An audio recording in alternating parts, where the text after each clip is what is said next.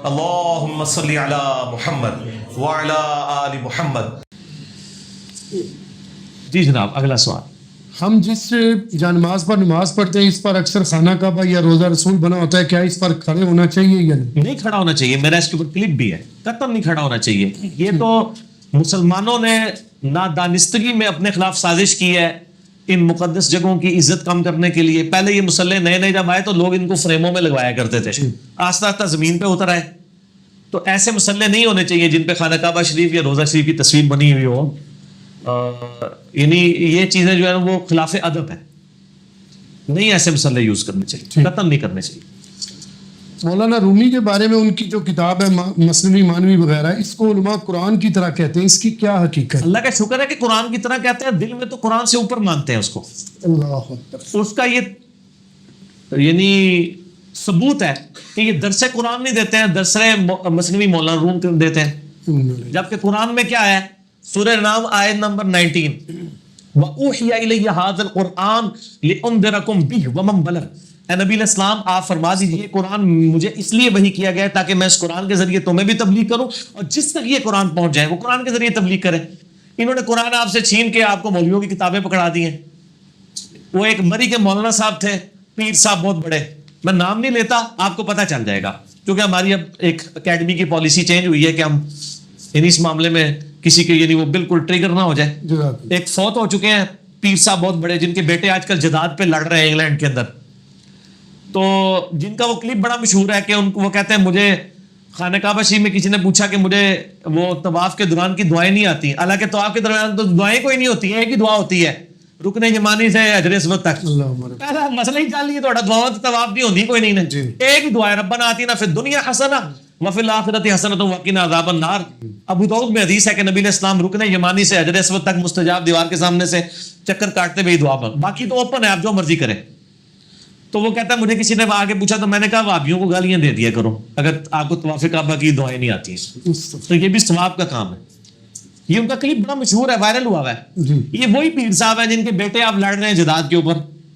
یہ پیر صاحب کو میں نے خود سنا ٹی وی کے اوپر، یہ کہہ رہے تھے فوت ہو چکے ہیں، اللہ کے پاس جا چکے ہیں، اپنے اعمال کا خود جواب دے ہوں گے، لیکن جو کچھ غلطیاں ان کی پیچھے موجود ہیں۔ تو وہ کہتے ہیں میں بڑا پریشان تھا کہ میں یعنی دعوت و تبلیغ کے لیے کیا کروں، یعنی میں لوگوں کو کس چیز کا درس دیا کروں، بڑا عرصہ میں پریشان رہا۔ پھر اللہ نے مجھے دماغ میں بات ڈالی کہ یار مثنوی مولانا روم جو موجود ہے اس سے درس دیا کرو۔ یعنی وہ کہہ رہے تھے لوگ اکتا جاتے ہیں نا روزانہ ایک جیسی باتیں سن کے، سر میں آپ کہتا ہوں قرآن آپ درس دیں، اللہ کا فضل ہے 300 لیکچر ہو چکے ہیں، ابھی 25 پارے مکمل نہیں ہوئے ہیں، اور میں اس سے بھی لمبے درس دے سکتا تھا۔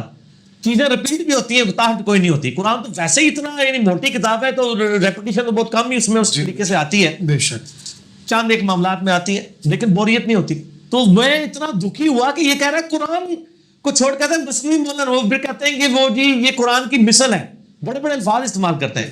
سر مثنوی مولانا روم جو ہے نا جی شرک اور نبی علیہ السلام کی گستاخیوں کا پلند ہے، اور میں یہ ثابت کر سکتا ہوں۔ اس میں کئی ایک ایسے واقعات ہیں جو صراحتاً کفری ہیں، جو انہوں نے مثالیں کے طور پہ بیان کی ہیں۔ یعنی نبیوں کے بارے میں تو آپ مثالیں نہیں بیان کر سکتے۔ قرآن میں 2 جگہ آیا ہے، سورہ بنی اسرائیل میں اور سورہ فرقان میں۔ اے نبی ذرا دیکھو تو تمہارے لیے مثالیں بیان کرتے ہیں، یہ گمراہ ہو گئے، کبھی ہدایت نہیں پا سکتے۔ کافر بھی تو مثالیں بیان کرتے تھے۔ یا آپ نے اکثر مشہور واقعہ سنا ہوگا کہ جی وہ ایک موسیٰ علیہ السلام کو اللہ نے کہا، موسیٰ علیہ السلام کہیں سے گزر رہے تھے، انہوں نے ایک بندے کو دیکھا، اس نے کہا یا اللہ تو میرے پاس آئے، میں تیرے بالوں میں کنگھی کروں، تو جوتیاں بواواں کپڑے، تو موسیٰ علیہ السلام نے اس کو ڈانٹ دیا۔ تو اور کیا کرتے ہیں؟ موسیٰ علیہ السلام نے اس کو یہی سکھانا تھا نا کہ اللہ کی اسماء و صفات یہ نہیں ہے۔ ہمارے سامنے بھی کوئی کرے گا ہم کہیں گے یار خدا کے لیے قرآن میں آیا واضح لیسا کمثلہ شیء، یہ تو اللہ بھی ڈانٹ رہا ہے کہ میری مثل کوئی شے نہیں ہے، اللہ کے لیے کوئی مثال نہ بیان کرو۔ تو موسیٰ علیہ السلام نے اگر اس کو سمجھایا تو صحیح کیا، وہ کہتے ہیں موسیٰ کو اللہ نے ڈانٹ دیا۔ یعنی موسیٰ علیہ السلام جن کی ڈیوٹی تھی، جو سب زیادہ توحید جانتے تھے، یہ آپ کے ننگے پھرنے والے بابوں کو توحید آتی ہے کہ پیغمبروں کو توحید آتی ہے جو اللہ کے ریپرزینٹیٹیو ہے آن دی فیس آف ارتھ؟ جی جھوٹا واقعہ گڑا بابوں کو اوپر کرنے کے لیے۔ پھر جی اللہ نے کہا جی منو انسانی گوشت نہیں ہے، قرآن میں واضح ہے اللہ تعالیٰ اپنے آپ کو اپنے ہاتھوں سے ہلاک مت کرو، ٹھیک ہے جی۔ یہ اپنا جسم کاٹنا، خودکشی کرنا تو حرام ہے۔ صحیح مسلم میں حدیث ہے نبی علیہ السلام نے خودکشی والے کا جنازہ نہیں پڑھا۔ ویسے دوسرے پڑھ سکتے ہیں, جو دینی لیڈر ہیں وہ نہ پڑھے. وہ کہتا ہے جی گوشت, تو بڑے بندے کو گئے, کسی نے گوشت نہیں دیا, ایک بندے نے کاٹ کے دیا, انہیں ایتھو کٹا تیرا گٹا لوے جھوٹیا نبیوں تے جھوٹ مارنے. اور پھر گوشت لے کے پہنچے, ہر جگہ کا تھوڑا تھوڑا گوشت لے کے پہنچے, جیسے ویسے کرنی پہ وہ دانت توڑنے والا جھوٹا واقعہ کیا ہوا انہوں نے. اور میں نے ان کو پھکی دی ہے کہ مولا علی کے تو سامنے دانت ٹوٹے تھے. بخاری مسلم میں الفاظ ہے, سال ابن سعد السعدی کہتے ہیں اللہ کی قسم مجھے پتا ہے کہ نبی علیہ السلام کے جب دانت شہید ہوئے تھے کون حضور کا زخم دھوتا تھا؟ فاطمہ دھوتی تھی, پانی گراتی تھی, حضرت علی دھوتے تھے, اور جب خون نہیں رکتا تھا تو فاطمہ نے ایک کاٹن کا کپڑا جلا کے اس کی راکھ رکھی تو آپ کا یہ خون رکا. مولا علی کے سامنے دانت ٹوٹے ہیں, مولا علی نے تو اپنے دانت نہیں توڑے ہیں, تھی کہ ویسے کرنی نے باندھ دیتے ہیں دانت, جھوٹے ہو. یا پھر کہو کہ ویسے کرنی بڑا عشق رسول سی, مولا علی تو یہ بات کہ مولا علی کی جوتیوں کے برابر بھی بیٹھنے کی ان کو جگہ مل جائے تو بڑی ان کے لیے سعادت ہے. اور ویسے کرنی جنگ صفین میں حضرت علی کی طرف سے لڑتے ہوئے معاویہ کے خلاف شہید ہوئے ہیں. حضرت علی کے ہاتھ میں بیعت کی ہے انہوں نے جنگ صفین میں آ کے. پوری زندگی انہوں نے کسی جنگ میں حصہ نہیں لیا, لیکن جب صفین کا موقع آیا تو حضرت علی کے ساتھ ہوئے. وہ ان کو پتا تھا یہ حق و باطل کی لڑائی ہے, یہ کوئی چھوٹی لڑائی نہیں تھی. تو ان کے اوپر جھوٹ باندھا ہے. ادھر انہوں نے یہ بھی جھوٹ باندھے ہوئے کہ جی وہ ادھر کا دوست گدا ہے, وہ حضرت موسیٰ علیہ السلام کو اللہ نے پھر کیا کہتے ہیں, تو بھی تو انسان سے, تو کیوں نہیں گوشت لایا؟ اچھا جی ہوں موسیٰ انسان ہو گیا, ویسے تو کہتے ہو پیغمبر نور ہوندے نے, چلو اور تسی ادھر چپ کٹو گے ادھروں کاٹ دیں گے, تھوڑا کدھر جاؤ گے نس کے, اور جھوٹیوں کو گل کرو. تھوڑی اپنی ٹائمنگ مسئلہ غلط ہے. پیغمبر تو نور ہوتے ہیں, ہم بھی کہتے ہیں نور ہدایت ہوتے ہیں, آپ کہتے ہیں نہیں ہوتے ہی نور ہیں. یہ سب جھوٹے واقعات. ایون یہ مفتی احمد خان نعیمی صاحب نے نور بشر کے مسئلے میں جو جال حق میں ایک مثال لکھی ہے, ان کو کسی نے کہا قل انما انا بشر مثلکم, یہ قرآن میں ہے کہ نبی آپ فرما دو کہ انسان ہونے میں تمہاری طرح ہوں. مرتبے میں نہیں, اسپیشیز میں. مرتبے میں تو بخاری مسلم کے الفاظ ہیں, آپ ان دو آنکھوں سے پیٹھ کے پیچھے بھی دیکھ لیتے ہیں, آپ بخاری مسلم کے الفاظ ہیں, آپ کے پسینے سے خوشبو آتی تھی. تو اس کی تشریح کرتے ہوئے لکھتے ہیں وہ کہ اس آیت کا مطلب یہ ہے کہ جیسے شکار جو ہے نا وہ تیتر اور بٹیر کی آواز نکالتا ہے تیتر اور بٹیر کو شکار کرنے کے لیے جال ڈالتے وقت, اس طرح نبی علیہ السلام بھی کافروں کو یہ کہا کرتے تھے میں بھی تمہاری طرح کا انسان ہوں تاکہ وہ میری بات سن لیں, ورنہ آپ انسان نہیں تھے. مثال کیا بیان کی, شکاری تو دھوکہ دے رہا ہوتا ہے, نبی علیہ السلام کیا دھوکہ دے رہے تھے؟ قرآن میں آتا ہے نبی آپ کا کام صرف پہنچانا ہے, ہم آپ سے سورہ بقرہ کے الفاظ ہیں, ہم آپ سے نہیں پوچھیں گے لوگ دوزخ میں کیوں چلے گئے, بس آپ نے پہنچا دیا, آپ دوزخ میں جو جاتے ہیں جائیں. تو جب نبی کو یہ پوچھے ہی نہیں جانا لوگ دوزخ میں کیوں گئے, تو نبی علیہ السلام کیا نعوذ باللہ ایکٹنگ کریں گے لوگوں کو کہہ کے میں بشر ہوں میرے قریب آؤ, اور نبی تو بے پرواہ ہے, اس کا کام صرف پہنچانا ہے, منوانا تو ہے ہی نہیں ہے. انک لا تهدی من احببت ولکن اللہ یہدی من یشاء, اے نبی جس سے تم محبت کرتے ہو تم اس کو ہدایت نہیں دے سکتے, اللہ جسے چاہتا ہے ہدایت دیتا ہے. تو نبی علیہ السلام کی ایکٹنگ کرتے تھے نعوذ باللہ. یہ مثال جو لکھی ہے نا جال حق کے اندر, یہ بھی مثنوی مولانا روم سے آئی ہے. یہ فضائل و برکات میں نے آپ کو مثنوی شریف کے بتا دی ہیں. ایک اور برکت لے جائیں, یہ آج کل ایک جعلی نبی علیہ السلام کی قبر مبارک کی تصویر چل رہی ہے یوٹیوب پہ, وہ سبز پگڑی رکھی ہوئی ہے, ایک بڑا اونچا سا کبوتر ہے, وہ مولانا روم کا مزار ہے. اور وہ تو جناب بچپن سے آ رہی ہے. اسی چونکہ مزارہ دے مندے والے رہے ہیں کسی زمانے سے, سانو سارے مزارہ دی شکلیں تو پتہ ہے. وہ مولانا روم کا مزار ہے اصل میں, وہ نبی علیہ السلام کا نہیں ہے. نبی علیہ السلام کی قبر مبارک تو صدیوں سے کسی نے نہیں دیکھی ہے. بخاری میں الفاظ ہے, سفیان تمار کہتے ہیں میں نے حضور کی قبر دیکھی ہے, تابعی تھے, اور وہ اونٹ کی کوہان جتنی اونچی تھی, ایک بالشت ایک گٹ, اور حضرت ابوبکر کی قبر بھی اتنی اور حضرت عمر کی بھی. کہتے ہیں میں نے تینوں کی قبریں دیکھی ہیں اونٹ کی کوہان جتنی. صحیح بخاری 1390 نمبر حدیث ہے انٹرنیشنل نمبر کے مطابق, اور کہتے ہیں اس پہ سنگریزے رکھے ہوئے تھے, چھوٹے چھوٹے پتھر, حضور کے کوئی مزار نہیں بنا ہوا تھا. ٹھیک ہے جی. اور اب تو صدیوں سے وہ یہ جو حکمران اندر بھی جاتے ہیں نا, وہ قبر مبارک تک نہیں جاتے ہیں, باہر دیوار ہے تاکہ بے حرمتی نہ ہو. یہ وہ نور الدین زنگی والا جو واقعہ ہے وہ تو جھوٹا ہے, کوئی ثابت نہیں, جعلی واقعہ. وہ آپ کے پی ٹی وی کے ڈرامے میں ہی ہے, اور ڈرامے ہی لایا ہے. اسی ساتھ ایڈ کر لینا کہ جو کہتے ہیں بنانا ممکن بھی آیا تھا. ہاں ویسے کرنے کے لیے کہتے ہیں جی کیلا نازل ہوا سی, او خدا دا نہ کسی گورے سن لیا نا انہاں دس دینا کیلا کتنا پرانا ہے, یہ جھوٹ مارنے بند کرو, کیلا پہلا تو ہے. آپ کہتے ہیں ملک کا سربراہ مسجد کا ممبر سنبھالے، جمعہ خطبہ دے، کیا زرداری، نواز شریف، عمران خان یا اور بھی کوئی دیندار لوگ اس کے اہل ہو سکتے ہیں؟ جبکہ ان کے برعکس علماء حضرات بھی ایسے ہی مفاد پرست ہیں یا تکفیری ہیں یا گالیاں اور گندی زبان استعمال کرنے والے ہیں. تو دوسرے مکاتب فکر کو کافر، بدعتی، مشرک وغیرہ کہنے والے ہیں جو بھی سیاسی جماعتوں کے علماء ہیں، ایسی صورتحال میں کیا کیا جائے؟ اس کا مطلب اس نے جواب تو خود ہی دے دیا کہ اس معاملے میں سارے ننگے ہیں، چاہے مولوی ہو چاہے سیاستدان ہو. ہم نہیں کہتے اسلام میں جب امیر المومنین ہوا کرتے تھے مسجد کی امامت بھی وہی کرتے تھے. جی بے شک. ٹھیک ہے نا. آج بھی ایران کے اندر پریزیڈنٹ آف ایران خطبہ دیتے ہیں جمعہ کا. ٹھیک. ہم نے کہا تھا جمعے کا ممبر سنبھالے، نماز مولوی سے پڑھوا لیں. اگر آپ کی بغیر داڑھی والے کے پیچھے نماز نہیں ہوتی، ہمارے نزدیک تو داڑھی شرط ہی کوئی نہیں ہے. مسلم شریف میں 4 شرطیں ہیں. سب سے پہلے قرآن کا علم، اس کے بعد سنت کا علم، اس کے بعد ہجرت جس نے پہلے کی ہے، اس کے بعد جس کی عمر زیادہ ہے. ٹھیک. فقہ حنفی میں اور بھی ہیں شرائط، وہ میں نہیں بتاؤں گا. ٹھیک ہے نا. تو صحیح مسلم میں یہ 4 ہی شرائط ہیں. ٹھیک.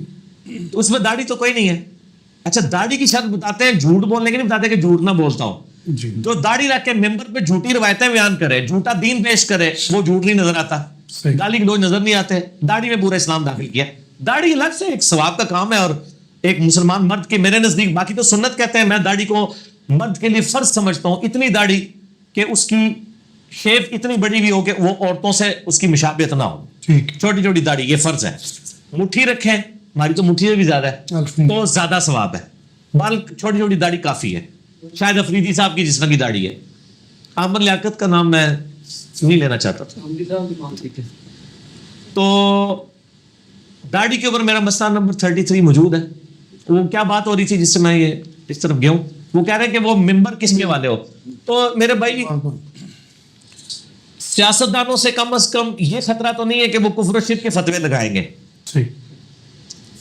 اور باقی کہنا انہوں نے تو چلیں پازیٹیولی بات کی ہے میرے سینس کے مطابق، ورنہ یہ کہتے ہیں کہ جی علماء جو ہیں ان کو چاہیے، تو علماء بھی یہی کچھ کر رہے ہیں.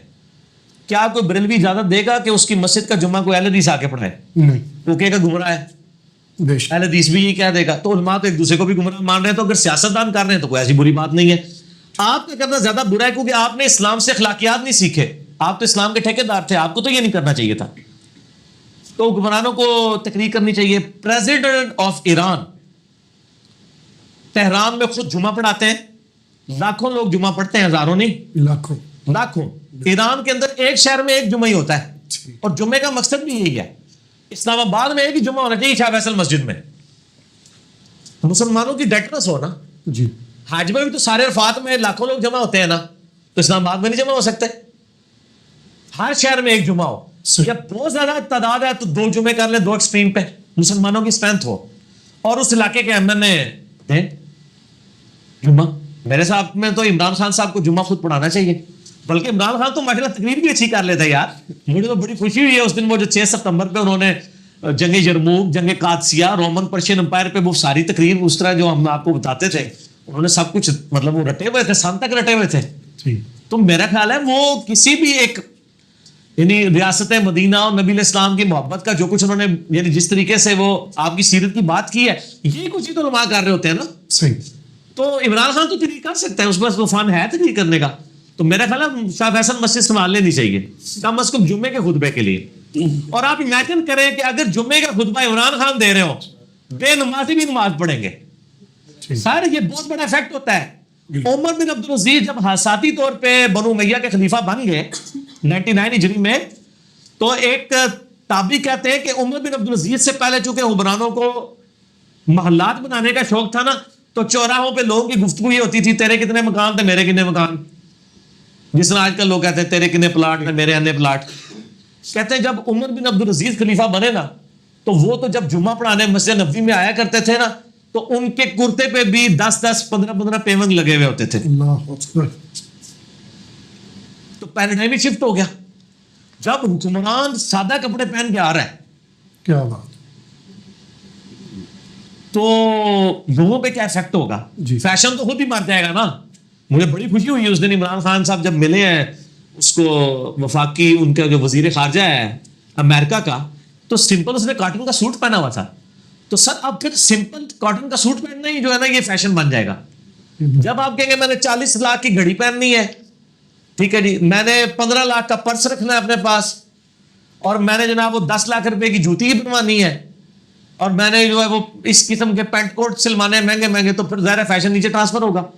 آپ لوگ کہیں گے یار سب سے بڑی پوسٹ پرائم منسٹر کے پاس ہے، وہ بھی تو سمپل ایک کاٹن کا کرتا ہی اس نے پہنا ہوتا ہے اور شلوار پہنی ہوتی ہے اور اوپر واسکٹ پہنی ہوئی ہوتی ہے سادہ سی، تو خود بخود فیشن وہی بن جائے گا. تو عمر بن عبدالعزیز کی وجہ سے وہ تابعی کہتے ہیں بعد میں یہ حالت ہوگی کہ چوراہوں پہ لوگوں کی گفتگو یہ ہوا کرتی تھی کہ اس مہینے تو نے کتنے نفلی روزے رکھے اور کتنا قرآن پڑھا.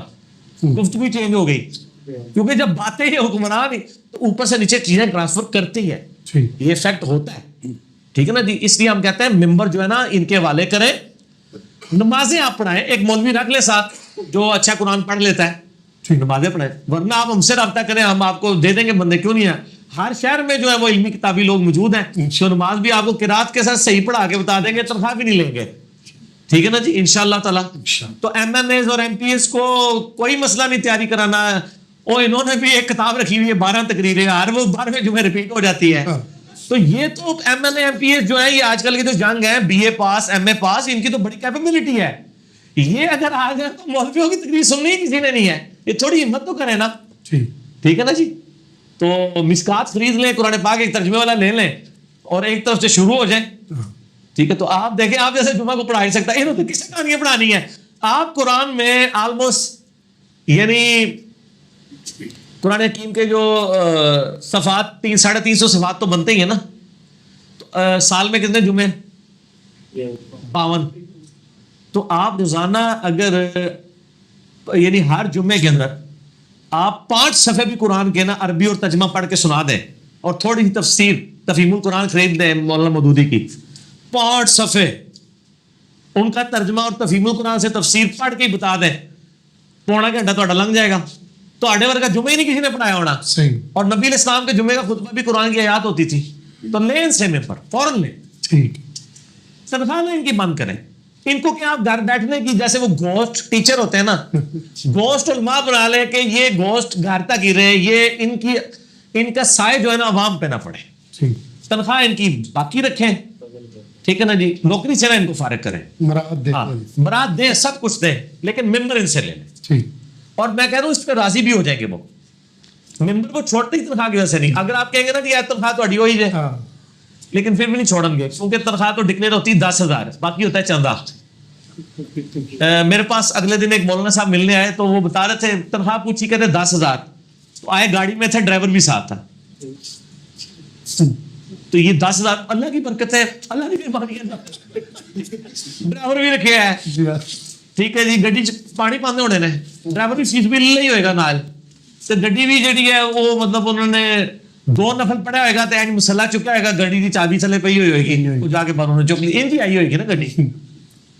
یہ پہلے آندی سن 19 طرح گڈیاں آندیاں. وہ جی اینج مسلح چکیا تو تھلے جناب سونے دیا کانا. ٹھیک ہے نا جی. تو جناب اینڈ سلام پھیرا، سجے پاسے سارے حافظ، کھبے پاسے سارے ناظرہ. حالانکہ جن لوگوں کے بارے میں کہہ رہے ہیں وہ خود نماز تجوید کے ساتھ نہیں سنا سکتے. لوگوں کو بنانا بڑی دور کی بات، جھوٹ، سب کچھ جھوٹ ہے. اس طرح ہوتا تو صحابہ کرام بیچارے پورا دن نبی علیہ السلام کے پاس شاگردگی سے صحابہ صبح اختیار کرتے. حضور بھی ایک نگاہ مار کے صحابہ صبح کو کہتے میرے پیچھے نماز پڑھو نا، سجے پاسے والے سارے حافظ ہو جان گے، کھبے والے سارے ناظرہ. نہ انج نہیں ہوتا. نبی کو بھی حکم ہے قرآن میں قل رب زدنی علما، نبی آپ بھی دعا کیجئے اے اللہ میرے علم میں اضافہ کر. علم سیکھنے سے آتا ہے. ٹھیک ہے نا، کوئی اس طریقے سے یہ کوئی گریس نہیں کر سکتے. ٹھیک ہے، اس کو روک لے. میرے اللہ عثمان بھائی نے سموسے منگوا لیے ہیں، سموسے کا وقفہ کرتے ہیں انشاءاللہ، باقی گفتگو سموسوں کے وقفے کے بعد انشاءاللہ. جی جناب، سموسوں کے وقفے کے بعد فرمائیے. علی بھائی سوال ہے، جب حضرت ابراہیم کو اللہ تعالیٰ نے کہا کہ جاؤ پرندوں کو زندہ کرو، تو یہاں زندہ کرنا اور اسی بات پر کفار کا اعتراض تھا کہ وہ زندہ کیوں نہیں کر سکتے. تو یہ ایک بھائی نے سوال ہے کہ اس میں فرق کیوں ہے؟ ہاں جی، اس میں یہ ہے کہ یہ یعنی سوال تو جینون ہے کہ کافروں نے جب ڈیمانڈ کی تھی اللہ تعالیٰ سے نبی علیہ السلام سے کے تھرو جی کہ ہمیں مردہ زندہ کر کے دکھایا جائے، سورۃ الانبیاء کے شروع کے رکوع میں بھی آتا ہے، تو اس کا جواب اللہ نے قرآن پاک میں دے دیا تھا. اس حوالے سے اعوذ باللہ من الشیطان الرجیم بسم اللہ الرحمن الرحیم. سورۃ الانبیاء جو ہے نا یہ پارہ نمبر 17 کی پہلی سورت ہے, اور انبیاء کے بارے میں کیا عقیدہ ہونا چاہیے وہ اس میں اللہ تعالیٰ نے کھول کے بیان کر دی ہے. اللہ تعالیٰ فرماتا ہے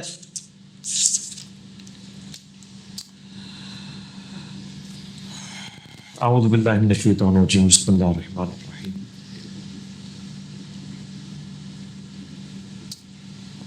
بل قالوا اضغاث احلام بل افتراہ بل هو شاعر. اللہ تعالیٰ فرماتا ہے کہ کافر نبی علیہ السلام کے اوپر اعتراض کرتے ہوئے کہتے تھے کہ اس کو پریشان خواب آتے ہیں, یہ جو قرآن پڑھتا ہے نا اس کو خواب میں آتے ہیں. بل افتراہ بلکہ جھوٹ باندھتا ہے, بل هو شاعر کوئی کہتا تھا یہ شاعر ہے. فلیأتنا بآیۃ کما ارسل الاولون. تو یہ ایسے معجزے کیوں نہیں لے آتا جو کہ اگلے نبیوں کو دیے گئے تھے. یہ ہمیں خود ہی بتاتا ہے کہ حضرت عیسیٰ علیہ السلام اللہ کے حکم سے مردوں کو زندہ کرتے تھے, تو یہ بھی کر کے دکھائیں. اسی طریقے سے بنی اسرائیل کے لیے آسمان سے بجلی آتی تھی, آگ آتی تھی اور ان کی قربانی کے جانور کو راکھ کر دیتی تھی. یہ اس چیز کا ثبوت ہوتا تھا کہ ان کی قربانی قبول ہو گئی ہے. سورہ نساء کے اندر آتا ہے. میں نے معجزات, کرامات, استدراج ان سب کے اوپر نا 6-7 گھنٹے کی ویڈیو ریکارڈ کرائی ہے. مسئلہ نمبر 131 A-B-C-D. اس میں نے وہ 9 معجزات سورہ بنی اسرائیل میں جو مانگتے تھے, اللہ نے کہا نہیں دکھانے معجزات. نبی کا معجزہ ہے قرآن, قیامت تک کے لیے دعوے نبوت کے اعتبار سے. تو اللہ تعالیٰ فرماتا ہے کہ یہ نبی سے کے بارے میں یہ کلیم کرتے ہیں کہ اس کو وہ معجزے کیوں نہیں دیے گئے, یہ لے آئے. ما آمنت قبلہم من قریۃ اہلکناہا. اللہ تعالیٰ فرماتا ہے کوئی بھی بستی اپنے نبیوں کے اوپر ایمان نہ لے کے آئی اس سے پہلے. افہم یؤمنون, کیا یہ لے آئیں گے ایمان؟ یعنی جن لوگوں نے عیسیٰ علیہ السلام کو مردے زندہ کرتے ہوئے دیکھ لیا تو کیا یہودیوں نے اسلام قبول کر لیا تھا؟ نہیں. تو اللہ تعالیٰ فرماتا ہے معجزہ اس لیے نہیں دکھایا جا رہا, وہ قرآن پاک میں واضح آیا کہ جب معجزہ دکھا دیا جائے منہ مانگا تو اس کے بعد عذاب آ جاتا ہے. سورۃ المائدہ میں ٹھیک حضرت عیسیٰ علیہ السلام کو انہوں نے کہا نا کہ آسمان سے کھانا نازل ہو, تو انہوں نے کہا کہ دیکھنا کھانا تو نازل ہو جائے گا لیکن اگر اس کے بعد کوئی انکاری ہوا پھر عذاب آئے گا. عذاب آ جاتا ہے جب آپ نبی سے منہ مانگا معجزہ لیں اور وہ دکھا دے اور پھر بھی نہ مانے. قوم سمود پہ عذاب کیوں آیا تھا؟ صالح علیہ السلام سے انہوں نے کہا کہ جی پہاڑ سے اونٹنی نکلے, اونٹنی نکل آئی, ایمان نہیں لائے, عذاب ہو گیا. تو یہ اللہ کی رحمت ہوتی ہے عذاب کا نہ آنا اس حوالے سے کہ اللہ تعالیٰ وہ منہ مانگا معجزہ نہ دکھائے. ابراہیم علیہ السلام کو اس لیے دکھایا کہ وہ پیغمبر تھے, اور پیغمبر نے چونکہ دعوت کے لیے سورس بننا ہوتا ہے تو پیغمبر کو آخری درجے میں اللہ تعالیٰ ہر وہم تک بھی نکال دیتا ہے اس کا. وہ اعلیٰ درجے کے ایمان پہ ہوگا تب لوگوں کو کنوکشن کے ساتھ بلا سکتا ہے نا. اس لیے آپ دیکھیں کہ نبیوں کو قتل بھی کیا گیا, ان کی لائف سٹیک پہ لگی لیکن انہوں نے ایمان نہیں چھوڑا کیونکہ ان کا ایمان بڑے لیول کا ہوتا تھا. قرآن پاک میں جو سورۃ البقرہ میں آیا کہ ابراہیم علیہ السلام کو اللہ تعالیٰ نے کہا کہ تم 4 پرندے پالو, ان کے پھر گوشت بنا کے تو پہاڑوں پہ رکھ دو, پھر بلاؤ تو وہ تمہاری آواز سن کے آئیں گے. اس میں آتا ہے نا کہ اللہ تعالیٰ فرماتا ہے کیا تجھے ایمان نہیں ہے؟ تو ابراہیم علیہ السلام کہتے ہیں اللہ ایمان ہے لیکن میں دل کی مطمئن ہونے کے لیے کرتا ہوں. تو نبیوں کے تو ویسے کی چیزیں غیب کی حاضر ہو جاتی ہیں ان کے سامنے. صحابہ کرام کو تو عذاب قبر نہیں دکھایا گیا. بخاری مسلم میں نبی علیہ السلام 2 قبر کے پاس سے گزر رہے تھے, فرمایا رک گئے, ان کو عذاب ہو رہا ہے. صحابہ نے کہا کیوں ہو رہا ہے؟ فرمایا ایک پیشاب کے چھینٹوں سے نہیں بچتا تھا, ایک چگلی کھاتا تھا, ایک ٹہنی توڑ کے 2 ٹکڑے کر کے دونوں قبروں پہ لگا دی. فرمایا جب تک ہری رہیں گی عذاب میں تخفیف ہوگی. صحابہ نے کہا ہمیں بھی دکھائیں. ان کو پتا تھا یہ نبی کو دکھایا جاتا ہے. ہم نے ایمان بالغیب رکھنا ہے. صحیح مسلم میں الفاظ ہیں میں نے اپنے رب سے ارادہ کیا کہ دعا کروں کہ تمہیں عذاب قبر سنوا دے, دیکھنا نہیں, لیکن مجھے ڈر ہوا تم مردوں کو دفنانا چھوڑ دو گے, عذاب دیکھ لو, مردوں کو دفنانا چھوڑ دو گے. تو نبیوں کو ایمان کے اعلیٰ ترین درجے تک پہنچایا جاتا ہے. سورۃ النام میں آتا ہے کہ زمین و آسمان میں اللہ تعالیٰ نے حضرت ابراہیم علیہ السلام کو اپنی قدرت کی نشانیاں دکھائی تھی. ہمارے نبی علیہ السلام کو یعنی معراج کروائی گئی تاکہ ان کا ایمان جو ہے وہ بڑے لیول کا ہو, پھر لوگوں کو بلائیں. باقی لوگوں نے بالغیب ایمان رکھنا ہے. وہ اللہ تعالیٰ نے سورہ آل عمران کے اندر واضح فرما دیا ہے کہ جو نبیوں والا ایمان ہے نا یہ اور کسی نے ڈیمانڈ نہیں کرنا. نبیوں والا ایمان جو ہے نبیوں کے ساتھ خاص ہے. آپ کا کام ہے صرف to follow the profit, that's all. اور قرآن میں آیا نا سورہ ملک میں ان الذین یخشون ربهم بالغیب لہم مغفرۃ اجر کبیر. جو لوگ بن دیکھے اپنے رب سے ڈرتے ہیں ان کے لیے ہے اجر عظیم. اور مغفرت. یہ دیکھیں سورہ آل عمران آیت نمبر 179. وما کان اللہ لیطلعکم علی الغیب. اللہ کے یہ شان نہیں ہے کہ تمہیں غیب کے اوپر اطلاع دے. ولکن اللہ یجتبی من رسلہ من یشاء. بلکہ اللہ جب جس رسولوں کو میں سے جس کو چاہتا ہے وہ چنتا ہے. فآمنوا باللہ ورسلہ. تمہارا کام ہے اللہ اور رسولوں پر ایمان لانا. وَإِن تُؤْمِنُوا وَتَتَّقُوا فَلَكُمْ أَجْرٌ عَظِيمٌ. اگر تم ایمان لاؤ گے تقوی اختیار کرو گے تمہارے لیے اجر ہوگا. یعنی اللہ تعالیٰ کہہ رہے ہیں کہ ہر بندے کو نہیں چیزیں دکھانی. صحیح. دکھانی صرف پیغمبروں کو ہے. تم نے پیغمبروں کے کہنے پہ ماننا ہے تبھی تو جنت ہے. ٹھیک. پیغمبروں کے لیے اس لیے جنت ہے کہ ظاہر ہے کسی کو تو ٹرو ریپرزینٹیٹو بنانا ہی تھا نا. اس لیے کوئی بندہ پیغمبر نہیں بن سکتا ایفرٹ کے ذریعے. یہ وحی بھی ہے, ٹھیک. کسبی نہیں ہے. کسبی کہتے ہیں جو کسب محنت سے حاصل کر لے. وحی بھی جو اللہ کی طرف سے ہو. تو نبوت ایک وحی مقام ہے جو کوئی بندہ حاصل نہیں کر سکتا. ٹھیک ہو گیا. اس لیے ابراہیم علیہ السلام کو دکھایا گیا اور باقیوں کے لیے ایسا نہیں ہے. صحیح. علی بھی ایک بھائی سوال کرتے ہیں کہ گناہوں سے بچنے کا کیا طریقہ ہے بتائیں. بڑی دفعہ قسمیں بھی کھائی ہیں کہ یہ کام نہیں کروں گا پھر بھی گناہ سرزد ہو جاتا ہے. میرا یوٹیوب کے اوپر 2 کلپ ہے جی, گناہوں سے بچنے کا طریقہ اور سچی توبہ کا طریقہ. یہ 2 کلپ دیکھ لیں. اس میں میں نے بتایا تھا کہ بیسیکلی دنیا جو ہے نقد ہے, اس کا نفع اور نقصان آپ فوراً فیل کر لیتے ہیں. ٹھیک.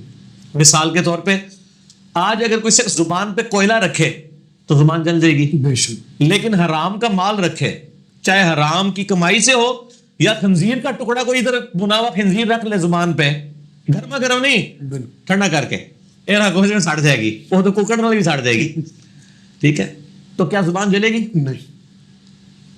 کوئی یتیم کا مال ہڑپ کر لے, کیا اس کے پیٹ میں آگ جلے گی؟ نہیں جلے گی. لیکن سورہ نساء میں آتا ہے جو لوگ یتیموں کا مال ناحق کھا رہے ہیں وہ اپنے پیٹوں میں دوزخ کی آگ بھر رہے ہیں. دنیا والی آگ نہیں ہے وہ, ورنہ تو یہاں کوئی یتیم کا مال کھاتا ساتھ ہی اس کا جب پینڈس پھٹ جاتا. ایسے نہیں ہوگا.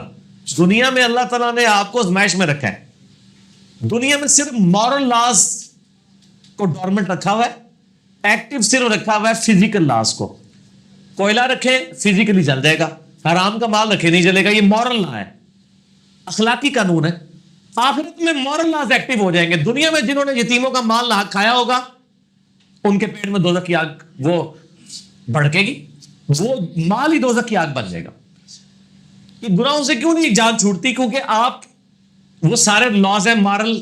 فزیکلی نماز چھوڑنے پہ آج تک نہیں ہوا کہ کوئی نماز چھوڑے تو اس کے پاؤں زمین میں دھس جائے, ٹھیک, اس کی آنکھوں کی بینائی ختم ہو جائے. اگر یہ ہونا شروع ہو جائے آج ہی لوگ نمازیں شروع کر دیں گے.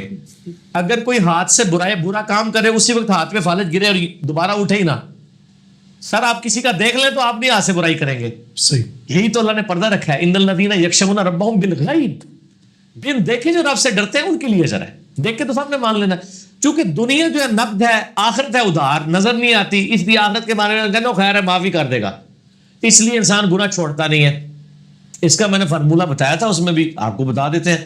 روزانہ موم بتی جلائیں, اس آگ کے شعلے کے اوپر 1 منٹ کے لیے ہاتھ رکھنے کی پریکٹس کریں. اگر آپ رکھنے میں کامیاب ہو جاتے ہیں تو ٹھیک ہے, جو مرضی کریں. 1 منٹ کا 10 سیکنڈ نہیں رکھ سکتے. اور جب نہ رکھ سکے تو اپنے نفس کو سمجھائیں کہ تو دنیا کی آگ تو 10 سیکنڈ کے لیے برداشت نہیں کر سکتا, اور آخرت کا معاملہ اتنا سخت ہے. بخاری مسلم کے الفاظ ہیں کہ آخرت کی آگ 70 گنا زیادہ ہے دوزخ کی آگ سے. تو اپنے آپ کو فزیکلی اس پریکٹس سے گزاریں, پھر پتہ چلے گا. وہ لوگ آخرت کے بارے میں کہتے ہیں چھاڑ دینا انہیں. میں دنیا میں ان کو مثال دیتا ہوں. آپ کے دشمن کی بیوی ہو نا, دشمن کے 4 بچے ہوں اور چھوٹے چھوٹے بچے ہوں, آپ دشمن کی بیوی کے بھی مرنے کے لیے کبھی دعا نہیں کریں گے. آپ کہیں گے یار وہ بچے چھوٹے چھوٹے ان کا کیا قصور ہے. جی ٹھیک ہے, یہ تو بعد میں ان کی ساس تیلی ماں کیا سلوک کرے گی, حالانکہ دشمن کے بچے ہیں, لیکن آپ کہیں گے ان کا تو قصور نہیں ہے نا. صحیح. تو یہ لوگ کیا رہے ہوتے ہیں اللہ تعالیٰ ماں سے بھی زیادہ محبت کرتا ہے, وہ کس طرح اپنے بندوں کو دوزخ میں پھینکے گا. تو میں ان کو پھر یہ جواب دیتا ہوں کہ آپ جو دشمن ہے اس کی بھی بیوی کو نہ ماریں, اور اللہ تعالیٰ روزانہ ہزاروں ایسی عورتوں کو موت دیتا ہے جن کے چھوٹے چھوٹے بچے ہوتے ہیں. تو آپ کی ڈاکٹرائن مان لی جائے تو اللہ تعالیٰ کسی ایسی ماں کو موت نہ دے ترس کھا کے کہ جس کے چھوٹے چھوٹے بچے ہوں. جی تو دیتا ہے نا. بالکل. تو یہ جس طرح وہ کر رہے ہیں نا, اس طرح آخرت میں بھی اس نے ایسی کی تیسی پھیر کے رکھ دینی ہے. کسی پلیکھے چلا رہا وہ صحیح کہ باتے جاؤ گے. دنیا میں بھی آپ نظر آ رہا ہے نا, نہیں چھوڑ رہا وہ. جو اس کا فیصلہ وہ کر دیتا ہے آخرت میں بھی کر دے گا. بے شک. اس طرح اپنے نفس کو بار بار سمجھائیں تو انشاءاللہ تعالی. اور دوسری بات نیک لوگوں کی صحبت اختیار کریں. قرآن پاک میں اللہ تعالیٰ نے فرمایا یا ایھا الذین آمنوا اتقوا اللہ وکونوا مع الصادقین، اے ایمان والو اللہ سے ڈرو اور سچے لوگوں کی صحبت اختیار کرو. میں اس لیے مشورہ دیتا ہوں کہ جہاں کے بھی تبلیغی جماعت کے چھوٹے موٹے فنکشنز ہوتے ہیں، ان کے درس ہوتے ہیں، ان میں ٹائم گزارا کریں، آخرت کی بات سنیں، اللہ کا ذکر. دنیا میں آپ جو چیز زیادہ سنتے ہیں وہ آپ کے دل میں گھر گھر جاتی ہے. بے شک. میڈیا پہ دوست یاروں سے ماں باپ سے آپ میسیج سنتے ہیں، یار یہ آگے جا کے کیا کرے گا، دنیا فیل ہو جائے گا. تو دنیا کی محبت آپ کو ہوتی ہے میں دنیا فیل نہ ہوا. جب آپ آخرت کی بات سنیں گے آخرت کے لیے بھی کچھ ہوگا. صحیح. ٹھیک ہے نا. تو ایسے لوگوں کی صحبت کریں جو اچھی، بری صحبت سے بچیں.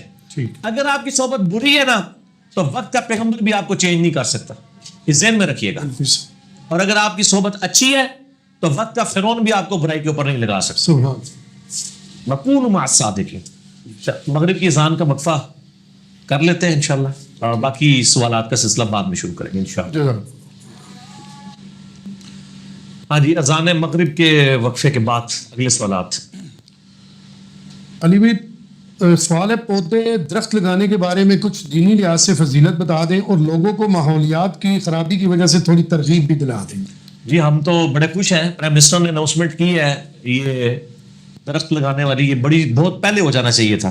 جی. ادروائز تو پولوشن بہت زیادہ بڑھ جائے گی، اور ہم اسے اپریشیٹ کرتے ہیں اور اس میں حصہ ہر طرف سے ڈالا گیا ہے، یعنی آرمی چیف کی طرف سے بھی اور پرائم منسٹر کی طرف سے. تو خیر پرائم منسٹر کریں گے تو وہ ذرا زیادہ لوگوں تک بات پہنچتی ہے، ظاہر ہے ان کے ایک لوگوں میں روٹس بھی ہیں. اور بخاری میں حدیث ہے کہ نبی صلی اللہ علیہ وآلہ وسلم نے فرمایا کہ جو شخص درخت لگاتا ہے اور پرندے اور انسان اس سے نفع اٹھاتے ہیں تو اس کو اس کا ثواب ملتا ہے، صدقہ جاریہ ہے. سبحان. تو ایک تو نفع اٹھانا، اس زمانے میں تو یہ ہوتا تھا کہ لوگ اس کے نیچے پڑاؤ کیا کرتے تھے گرمیوں میں. اس وقت ظاہر ہے کہ جو ماحول کی آلودگی والا معاملہ نہیں تھا، ڈیزل پٹرول جو ہے زمین کے اندر ہی تھا، کسی کو پتہ ہی نہیں تھا. یہ ساری پولوشن تو بعد میں آئی ہے. اب تو ہمیں سائنٹیفکلی یہ بات پتہ ہے کہ یہ پودے جو ہیں اس کو کہا جاتا ہے یہ قدرت کے پھیپھڑے ہیں. یہ آکسیجن پیدا کرتے ہیں، کاربن ڈائی آکسائڈ کو ختم کرتے ہیں. تو اس لحاظ سے یہ بہت ضروری ہے کہ پودے زیادہ تعداد میں لگائے جائیں اور جو لگائے ہوئے ہیں ان کی حفاظت کی جائے. باقی یہ چیز ٹھیک ہے کہ ظاہر ہے جب آبادیاں بڑھیں گی تو اس کے لیے بعض اوقات ایسی جگہوں پہ جنگلات کاٹنے پڑ جاتے ہیں. تو اس سے بہتر ہے کہ آپ میدانی علاقوں میں، اور میں تو پرائم منسٹر سے بھی باقی لوگوں سے ریکویسٹ کروں گا جو یعنی حکومت میں رہنے والے لوگ ہیں کہ بلوچستان کے صوبے کو آباد کیا جائے. یعنی پاکستان کا سب سے بڑا رقبے کے اعتبار سے صوبہ ہے، اجاڑ پڑا ہے. اب یہ گوادر کی بندرگاہ چلے تو اس کے ارد گرد نئے سٹیز آباد کیے جائیں، انڈسٹریل ایریا لگائے جائیں تاکہ لوگ شفٹ ہوں. پنجاب سے لوگ شفٹ ہو جائیں گے، جس طرح ابھی لوگ افغانستان سے پاکستان ہجرت کر کے آئے ہوئے ہیں. ایون کے پی سے کتنے پٹھان ہیں جو ہجرت کر کے پنجاب آ گئے نوکری کی تلاش میں. بلکہ ہمارا یہ سارا تندوروں والا سلسلہ تو پٹھانوں نے سنبھالا ہوا ہے نا. جی. ہر شہر میں سینکڑوں جو تندور ہیں وہ پٹھان ہی چلا رہے ہیں. تو اسی طریقے سے جب اگر آپ بڑے بڑے شہر آباد کریں بلوچستان کے اندر، باقی ان کی ضرورتیں بھی پوری کریں، یہ نہ ہو کہ سڑے شہر ہی ہوں، پانی کی ضرورت پوری کریں، گیس ہو، یہ سب کچھ، تو وہاں پہ لوگ جا کے آباد ہوں گے، روزگار کھلے گی تو لوگ خود ہجرت کر جائیں گے. تو یہ تھوڑا معاملہ ڈیلیوٹ ہوگا. ابھی آپ دیکھیں نا پاکستان کی 50% سے زیادہ آبادی پنجاب میں بیٹھی ہوئی ہے. جی. تو اب یہ والا معاملہ بھی تو دیکھنے والا نا کہ یہاں پہ شاید کتنے کنجسٹڈ ہو گئے ہیں، پھر سیوریج کے کتنے ایشوز ہیں اور پولوشن پھیل رہی ہے. اور یہ جو وہ یہ اسموک والا جو سلسلہ شروع ہوا تھا اور یہ فاگ کے ساتھ، یعنی دھند کے ساتھ، اسموگ اس کا نام دیا نا، ہاں جی، اسموگ پلس فاگ، اسموگ دا نام دیتے ہیں. تو یہ آپ دیکھ رہے ہیں یہ معاملات تو بڑھیں گے. تو درخت لگانے چاہیے، یہ ثواب کا کام ہے، اس کو ثواب سمجھ کے کریں. خصوصاً جو لوگ جن کی دکانیں ہیں وہ اپنی دکانوں کے باہر اچھے طریقے سے حفاظت کر سکتے ہیں. سڑکوں کے کنارے پہ وہ سڑک اور دکان کے درمیان قبضہ کرنے کے لیے نہیں سر، پاکستان میں تو قبضے کے لیے درخت لگائے جاتے ہیں، یعنی فی سبیل اللہ لوگوں کے لیے لگائے جائیں. کیونکہ یہاں پہ ایک درخت لگاتے ہیں پھر ایک باڑ لا دینا اور پورا قبضہ ہی کر لیتے رہے، ایک کام بھی نہیں ہونا چاہیے تھا. درختوں کی آڑ میں بھی دو نمبری نہ ہو، یعنی قوم ہر معاملے میں دو نمبری کی طرف جاتی ہے. تو ساتھ ساتھ ایڈریس کرنا ضروری ہے کہ وہ درخت لگ رہے ہوں اللہ کے لیے، یہ نہ ہو کہ وہ زمین پہ قبضے کے لیے. بخاری مسلم کے الفاظ ہے، جس نے ایک بالش زمین بھی 9 इंच या 10 इंच दबाई किसी की, जमीन और आसमान का तोक क़यामत वाले दिन उसके गले में लटकाया जाएगा। यहाँ लोग पूरे पूरे प्लाट हड़प कर जाते हैं और नाजायज जगहों के ऊपर मस्जिदें बनाते हैं। जब वो मस्जिद गिरा जाते हैं आके, इस्लामाबाद में तो बहुत ज़्यादा ऐसे होता है CDA, तो फिर ये गुस्ताखी के फतवे लगा देते हैं। भाई नाजायज जगह पे जो मस्जिद बनी है वो मस्जिद बनी ही नहीं, अल्लाह के हुजूर वो मस्जिद है ही नहीं, वो फ्रॉड है। ठीक। KP में कई मस्जिदें हैं, वो कुंडे लगा के वो AC और पंखे चला रहे हैं मस्जिदों के और कह रहे हैं वो अल्लाह के लिए जा रहे हैं चोरी के माल से, और वहां बिल आके नमाजें पढ़ते हैं। कितने कितने कारोबारी लोग हैं वहां पे, ठीक। नमाजें पढ़ रहे हैं तो मस्जिद का बिल नहीं दे सकते, दे ना बिल। तो इस किस्म की नेकियां ना हो कि जिसमें आप में अखलाकी बुराइयां, ये उल्टा गुनाह ही है। सही। ठीक है, ये इसी तरीके से आप गटर के पानी से वजू करके नमाज पढ़ रहे हैं तो क्या नमाज होगी इससे? इससे बेहतर तयम्मुम कर लेते आप, नापाक पानी से तो नहीं होगा। ठीक है, ठीक है। इसका दूसरा पहलू भी मेरा वो हो गया माहौलियात की खराबी। जी जी हाँ, जो मैंने कवर किया। अगर कोई इस खौफ की वजह से कि दामाद के लिए जरा मुश्किल हो तलाक देना, महर की रकम ज्यादा लिखवा दे, इसकी कोई ममानियत है शरीयत में? नहीं, महर की रकम तो कोई करोड़ों रुपए भी लिखवा सकता है, ठीक हो, वो उसका हक है।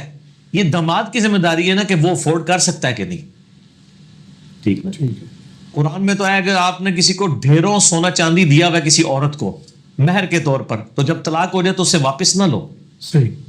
तो ये औरत का हक है, औरत को आप बाउंड नहीं कर सकते कि जी मैं 10 रुपए या 32 रुपए 8 आने लिखवाऊंगा ना। वो चाहे तो 32 लाख भी लिखवा सकती है, तो उसकी मर्जी है ना। ठीक है। नहीं आप दे सकते तो आप ना किसी और से निकाह कर ली, तो ये उसका हक है। बाकी ये जो इसके लिए करते हैं ना इस तरीके से, मेरे भाई को रिश्ते बचते कोई नहीं है। हाँ। हमने तो देखा है जो खानदानी लोग हैं ना, वो एक जुमला बोलते हैं कि यार जब हमने अपनी बच्ची दे दी है तो अब पैसे से क्या करना। जी। सबसे बड़ी कीमती चीज तो ये थी। मेरा अपना हक में 1100 रुपया है, ठीक है। हालांकि यानी मैं आज अगर देखूं ना तो ये गलत हुआ था, 1100 नहीं होना चाहिए था। तो मैं अपनी बीवी को छेड़ता हूँ 1100 रुपये देते हैं भाई, नकदी देते हैं वो, ठीक है। तो ये ज्यादा ही होना चाहिए। हक महर कोई यानी ऐसी चीज नहीं कि इसको आप बिल्कुल निगलेक्ट करें। बाकी नबी इस्लाम ने बहुत ज्यादा हक महर कोई पसंद नहीं फरमाया, इस एतबार से कि इसकी वजह से निकाह में हर्डल ना आए। अगर सारी औरतें ये तैयार कर लेंगे हमने 10-10 लाख रुपए, तो औरतें तो बैठी रहेंगी इस तरह, मर्द भी बैठे रहेंगे। उस एतबार से कंडेम भी किया गया, लेकिन बहुत हकीर हक महर इसको भी पसंद नहीं किया। ठीक है। मैं अपने मोहल्ले की मस्जिद में डबल इकामत कहता हूँ, वो देवबंदियों की मस्जिद है। मुझे बहुत से हज़रात ने कहा कि आप इस मस्जिद में इकामत ना पढ़ा करो क्योंकि यहाँ इकामत सुन्नत के मुताबिक नहीं होती। तो क्या मुझे इस इकामत का कोई सवाब नहीं मिलेगा? नहीं तो सुन्नत के मुताबिक दे लेना इकामत, तो केरी दे दें। वो दे नहीं लगे। अच्छा दे नहीं देते तो वो बड़ा आसान तरीका है सर, ये मैं बता देता हूँ तरीका। उनको देवबंदियों को बताएं कि सऊदी अरब देवबंद और अहले हदीस को फंडिंग करता है। सऊदी अरब में केरी इकामत होती है, तो आप जो पूरा साल मेहना मारते रहते हैं 20 तरावियों का अहले हदीस को, तो अहले हदीस से 8-20 तरावियां हम शुरू करवा लेते हैं, आप एक इकामत शुरू करवाएं क्योंकि सौरिया को आपने फॉलो करता है, तो साथ ही ठूस हो जाएंगे। तो बाकी ये वो जो लोग कहते हैं वो लोग मेरे ख्याल अहले हदीस ही कहते होंगे कि आप ना दें, तो ऐसा नहीं है। तो बेहतर यह है कि आप नमाज वहीं पढ़ें, ठीक है, और इकामत किसी और को कहने दें। और अगर डबल इकामत भी कह लें तो ये जवाज की हद तक है। अबू दाऊद में हदीस है, नबी इस्लाम से डबल इकामत भी साबित है, अगरचे उसके लिए फिर अजान के कलिमात 4 दफा होंगे। तो लेकिन सी नफ्स से ही डबल इकामत का जवाज मौजूद है, इसको कोई गुनाह नहीं कह सकता। तो अगर वो डबल इकामत कह लेते हैं, इसकी वजह से मस्जिद में अगर एक दावत का सिलसिला खुला हुआ है तो वो जारी रखें, ना बंद करें इसे, गुनाह कोई नहीं है। क्योंकि डबल इकामत से हमें इख्तलाफ नहीं है, हम ये कहते हैं डबल इकामत के लिए अजान 4 गुना होनी चाहिए। सही। तो चले यही तसव्वुर कर लें, उनके नजदीक तो उनकी अजान भी नहीं हो रही होगी। जो लोग बहुत सख्त हैं वो तो कहते हैं कि दूसरा बदअकीदे की तो ना अजान है ना नमाज है, वो तो बहुत आगे तक जाते हैं, तो वो रहने दें। ठीक। हम 4 भाई हैं, हमारे अकीके नहीं हुए तो हम कुर्बानी कर सकते हैं? अकीका जो है ना वो उस सूरत में था आपके माँ बाप जब अफोर्ड कर सकते थे, जब वो अफोर्ड ही नहीं कर सकते थे तो ये कोई वाजिब तो नहीं था, सुन्नत थी। ठीक। तो कुर्बानी तो एक अलग से सुन्नत है, वो जरूर पूरी करें। लेकिन अगर अब आपके पास ये अहलियत है माल के एतबार से कि आप अकीका कर सकते हैं तो जरूर करें। सही। सुनन अल-कुबरा बैहकी में मौजूद है कि नबी सल्लल्लाहु अलैहि वसल्लम ने अपना अकीका ऐलान नबूवत के बाद खुद किया था और सहाबा किराम की दावत भी की थी। تو بڑی عمر کا بھی عقیقہ ہو سکتا ہے. ویسے عقیقہ 7ویں دن ہونا چاہیے, اگر ڈیلے ہو جائے تو پھر جب مرضی کریں. 7ویں دن ہونا چاہیے, 7ویں دن, یعنی اگر منگل کو بچہ پیدا ہوا ہے تو سوموار کو عقیقہ ہوگا, اور منگل کو بھی مغرب سے پہلے پہلے. اگر مغرب کے بعد پیدا ہوا ہے تو اسلام کی روح سے وہ بدھ کو پیدا ہوا ہے, تو بدھ کو پیدا ہوا ہے تو پھر اگلی منگل کو عقیقہ ہوگا. 7ویں دن ہونا ہے نا, اس سے پہلے نمبر. یہ لوگ کہتے ہیں نا اور جی منڈے دی چاچی پہ آمدی ہے تو منڈے کا ماما پہ آمدہ ہے تو لیٹ کر لیے. نہیں, صحیح, لیٹ کرنا ہے تو عقیقہ کر کے گوشت فریزر میں رکھتے ہیں, جب وہ آئے گی چاچی مامی تو اس کو کھلا دیجیے گا. عقیقہ ٹائم پہ کرنا ہوگا. لڑکے کی طرف سے 2 بکرے, لڑکی کی طرف سے 1 بکرا یا بکری ہو سکتے ہیں, گائے میں حصہ نہیں ڈال سکتا.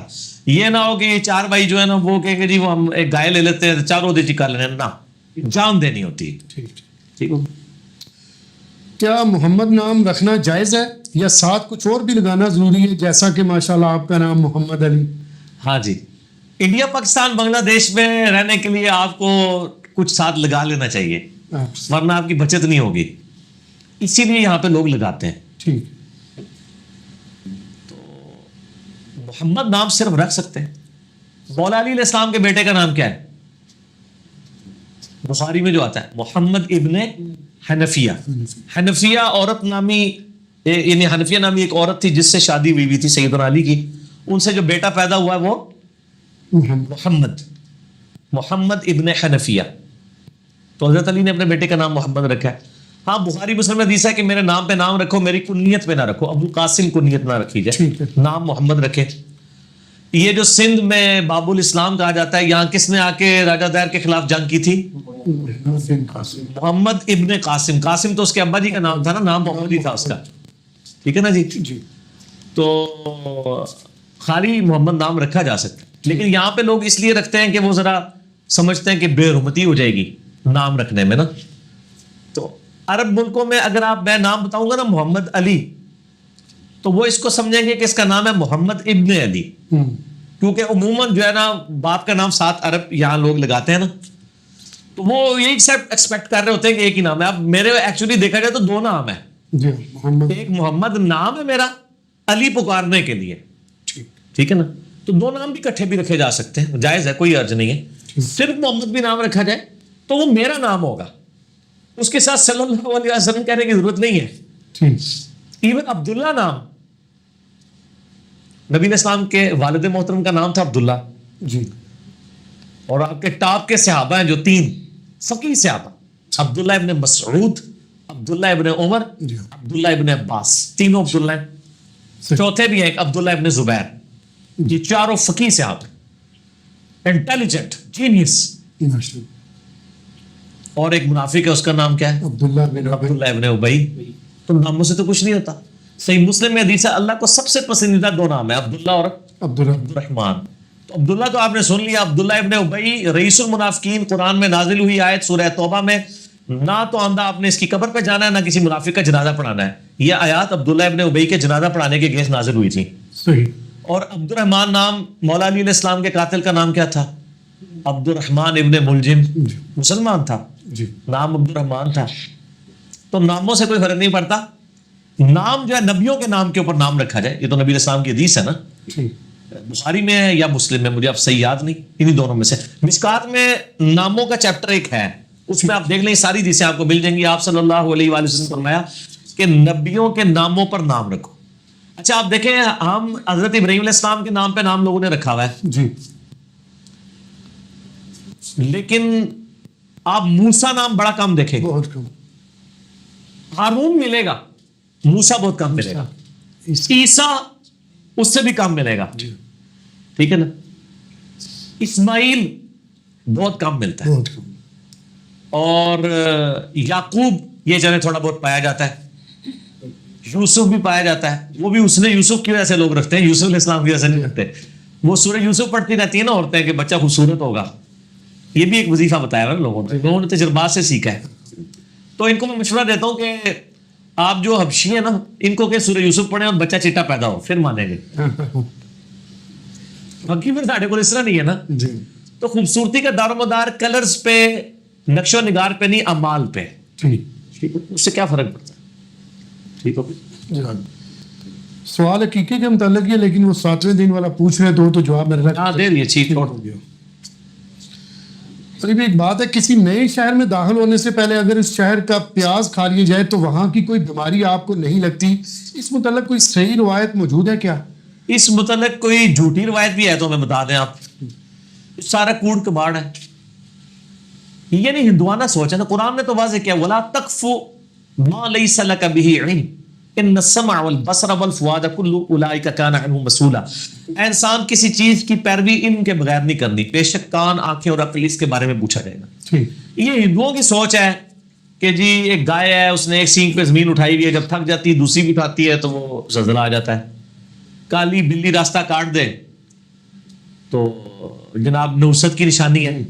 میں کہتا ہوں جو آسٹریلیا کے اچھے بیٹس مین ہیں ان کے آگے آپ 50 کالی بلیاں گزارے نا پھر بھی چھکے ماریں گے تھوڑے بالرنوں.